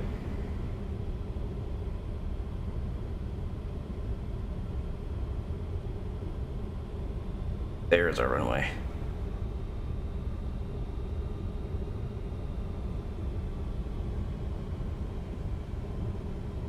There's our runway. I see you. I got eyes on it. We got visual. We have the field in sight. Clear the lane. Runway 15 right. And we are 5 miles out. So let's get situated early. Let's get this thing in a really good stable approach here. So gear's already down, as you can see, 3 green. We're gonna do flaps 32 this time. Oh, 35, sorry. And we're already at ballooning high. All that drag coming in now. Over speeding. Man, those flaps just really balloon you big time. Alright, place your bets, guys. Either put a number in or another round. I hope it doesn't look too good right now, I'm not gonna lie. All that stuff is set. Yeah, because we're really high right now.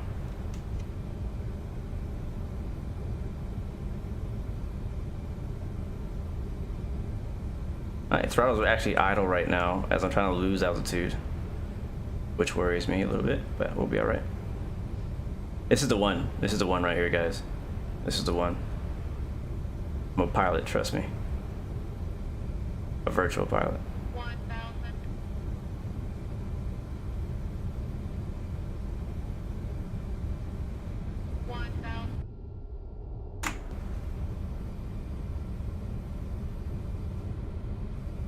She called 1,000 around 900 feet, so I guess it is 1,000. Terrain. Terrain. I added power in early.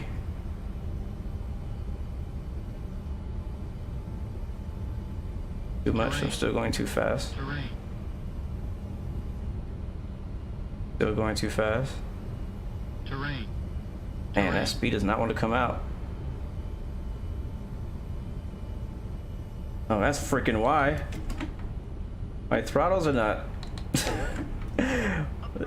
There it is. My throttles were stuck. I'm like, why am I not slowing down? Oh my god. Terrain. Alright, we're gonna smash it down. I'm done with this. Sink rate. Sink rate. I'm done with this, yo. Sink rate. Sink rate. Sink. 40, 30, 20, 10. There it is. Reverse.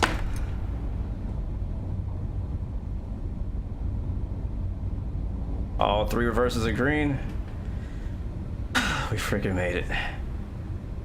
We fought for that one. We fought for that one, guys. All right, how do we get to my other? Let's go. Oh, we're stopped on the runway. That's great. Let's go left here on this runway 28. Versus is still on. Come on, throttle. You guys see this, right? I'm moving the throttle and nothing's happening.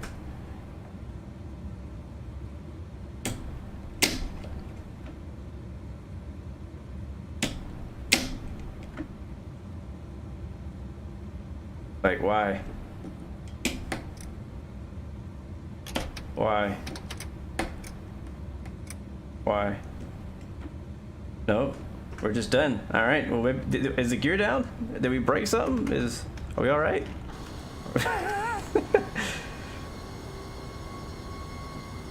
This might be as far as we get. I'll get a tow. Oh yeah, we're rolling backwards. It's seaplane 11. Call the tug. Yeah, we gotta call the tug. We're stuck on the runway.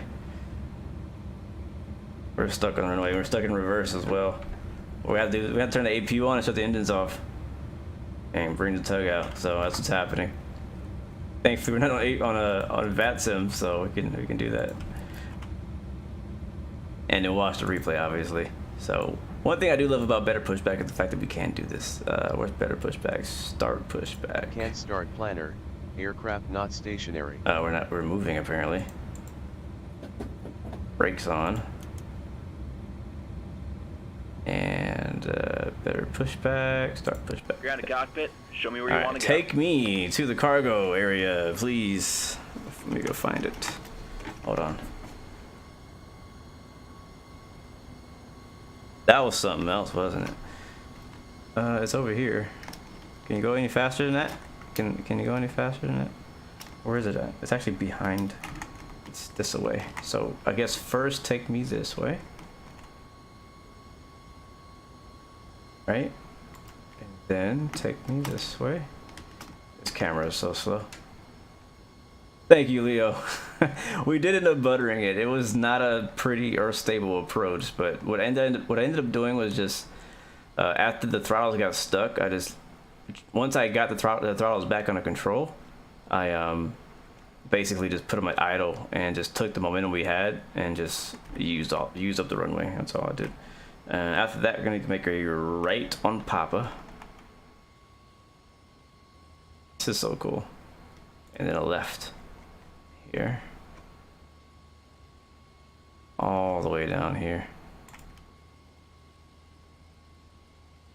Yeah, it's on this side of the airport. So then this should be parallel 15 left. I think. I hope I'm not lost.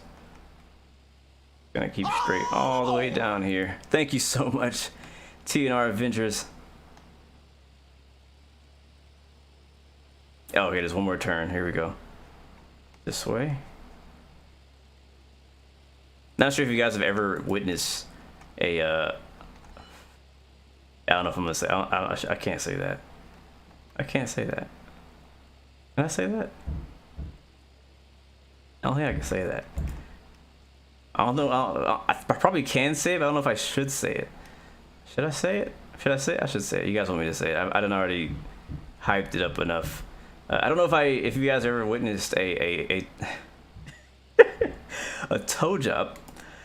I said tow. Ever witnessed a tow job? We'll be towing the aircraft all the way to the cargo area with just the APU.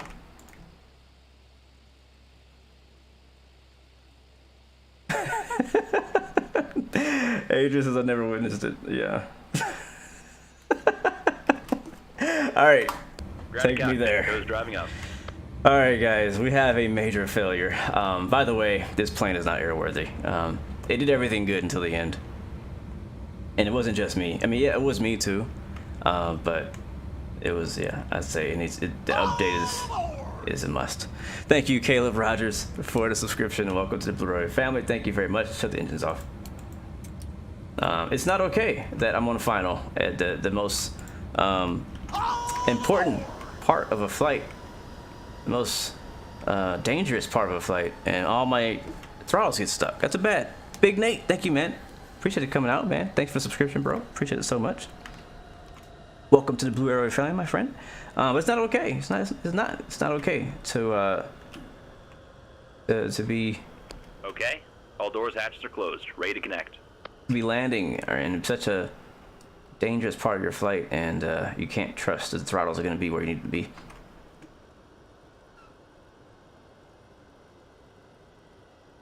Zero, you had a shear pin break, and then the aircraft dang near beside you.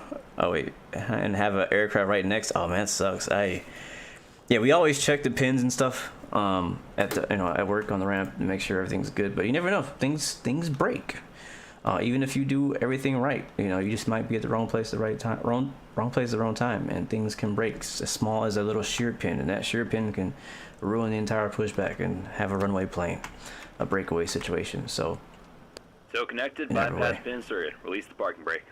All right, we're gonna release our brakes and get our tow back to the cargo bay. We almost made it. Starting We tow, almost you're made good it. to start the engine. So our last landing was a 1 something. It said 101, I think. Blinding me with your landing lights. Oh, sorry. Turn them off. My bad. I forgot. They are bright. They are bright. All right, lights are off, bro. You go take care of your thing. All right, so he's gonna take us. I want to watch him tow us. Oh, that looks weird. He's gonna turn around. What is he gonna do? What's weird is that these things keep popping up. Oh boy, this doesn't look good. The pushback truck is drifting. What is going on today?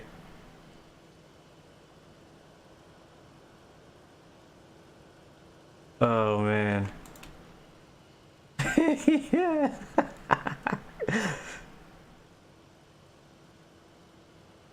Tokyo Drift, yeah man. Tokyo drifting on the runway. But Baltimore traffic, FedEx 116 Heavy is Tokyo drifting from runway 28 to 15 right. He can't seem to find a center line. Untugworthy, yes, there we go. That's perfect. Untugworthy, I like that. Yeah, this is not gonna get us anywhere fast. We're just gonna go watch the replay. I think we're gonna skip to the replay. But it was fun to watch. How often do you see this happening on Next Plane? It's the first time I've seen this. Man, he is just going full speed. I think it's gonna get worse. I think it's actually progressively getting worse. I want to stick around and see what's gonna happen.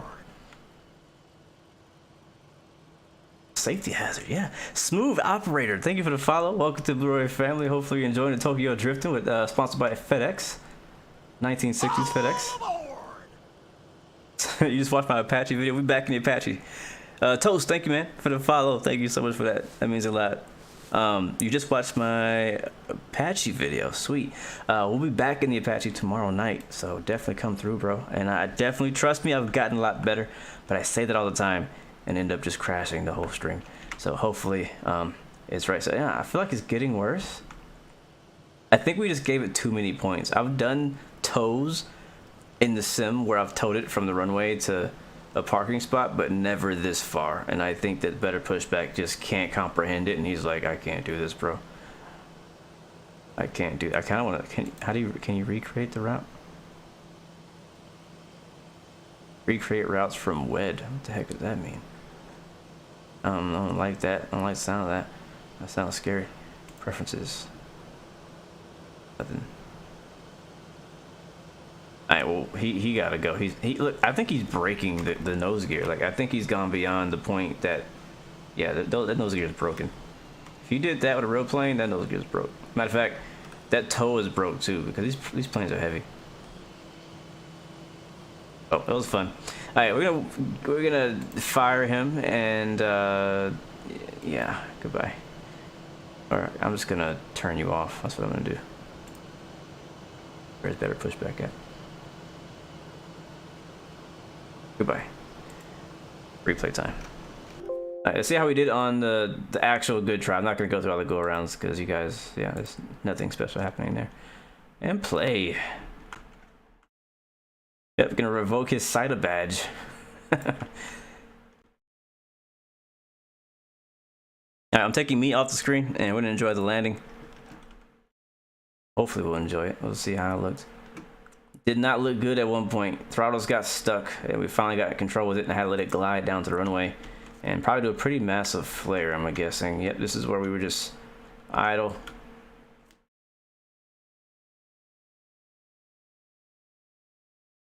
Oh, we're down. The runway's way over there. Okay. I like how this airport is all like, you know, hilly and stuff. That's kind of cool. All right, let's watch it from here.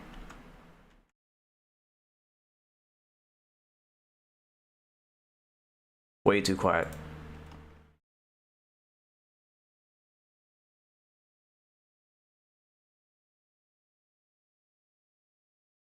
Believe it or not, like we didn't float that landing as much as I thought I was going to.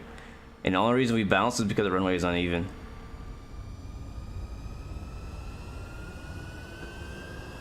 Went into reverse, couldn't come out of reverse. Came to a complete stop. Tower, FedEx 116 Heavy, we're stuck. We have 6, how many? 1, 2, 4, 5, 2, 4, 6, that's 8 tires? We have 8 tires, 8 flat tires. View, there we go.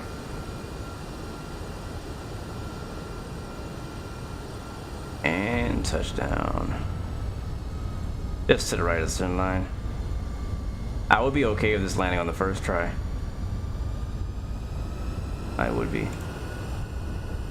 Nothing special. Look at the animation of this here. Put your eyes right here on the wheel and the cables attaching to it when we touch down.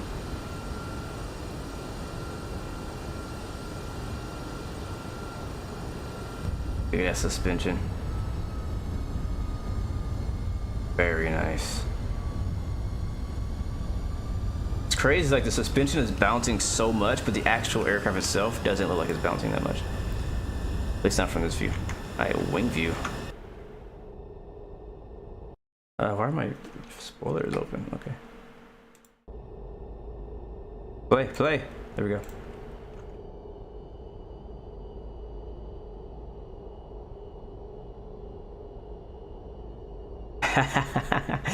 Yeah, man, I think it's okay as long as your packages have bubble wrap and all that stuff. I think you're good to go.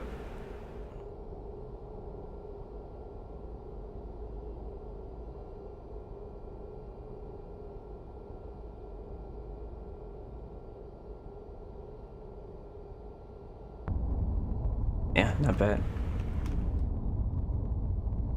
Beautiful. This plane is just gorgeous, guys. Like, if we could just get it to I'd say we're not doing anything, but you know, when the developers get this thing to the standard that we all expected, and I'm sure that they wanted as well, it's gonna be, yeah. I already love it, and it's broken. You know what I mean? Like, I already love it, but it's broken. So let's go over to the right side. I don't really like the behind the wing view because they missed out on all the stuff that's supposed to be back here. At least I believe it's supposed to be stuff back here. And also, if you want the wing views to show up, you got to put your flaps down in the replay. Approaching minimum. Terrain. Oh, we were like down there somewhere.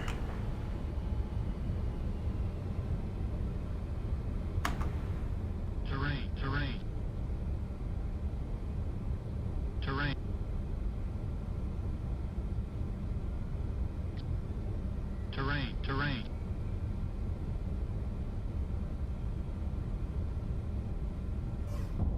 I love watching the yoke just go to work right there. Yep, hard day for cargo boxes out everywhere. Alright, what view have we not done yet? We did a flyby, but we haven't really done like the good flyby view. Let's do the good flyby view and we'll be done for today, guys. Thank you so much for hanging out with us in today's stream. It has been fun. I mean, again, the majority of today's flight was actually pretty successful. VNAV up was great. VNAV down was great. Cruise was good, no issues there. Heading bugs working perfectly fine now. The only thing that did not actually work besides my landing was the ILS. That was really the only major issue that we had in today's flight was the ILS, so I don't know why I didn't capture. I double checked 3, 4, 5 times to make sure I had the right frequency and do all the things that I normally do when programming the ILS, so it should have worked, but it didn't. So I guess that's probably a bug, I assume. So we'll have to see. Hopefully they can make an adjustment to make that work more consistently, because last time I flew this exact same version, it did actually work, and this was earlier today. So I think it's just kind of a case-by-case thing. So if you are, you know, if you have this version of the hotfix and you're having some issues, maybe try a second flight, different location. But best thing to do right now is just wait for that next update. Oh yeah, that looked good from that view. We gotta play that again. Yes sir. It looked like a professional from this view. Almost, a little bit. It looked a little professional. Yeah, right there. That's the money shot. The money shot. See you later, Jacob.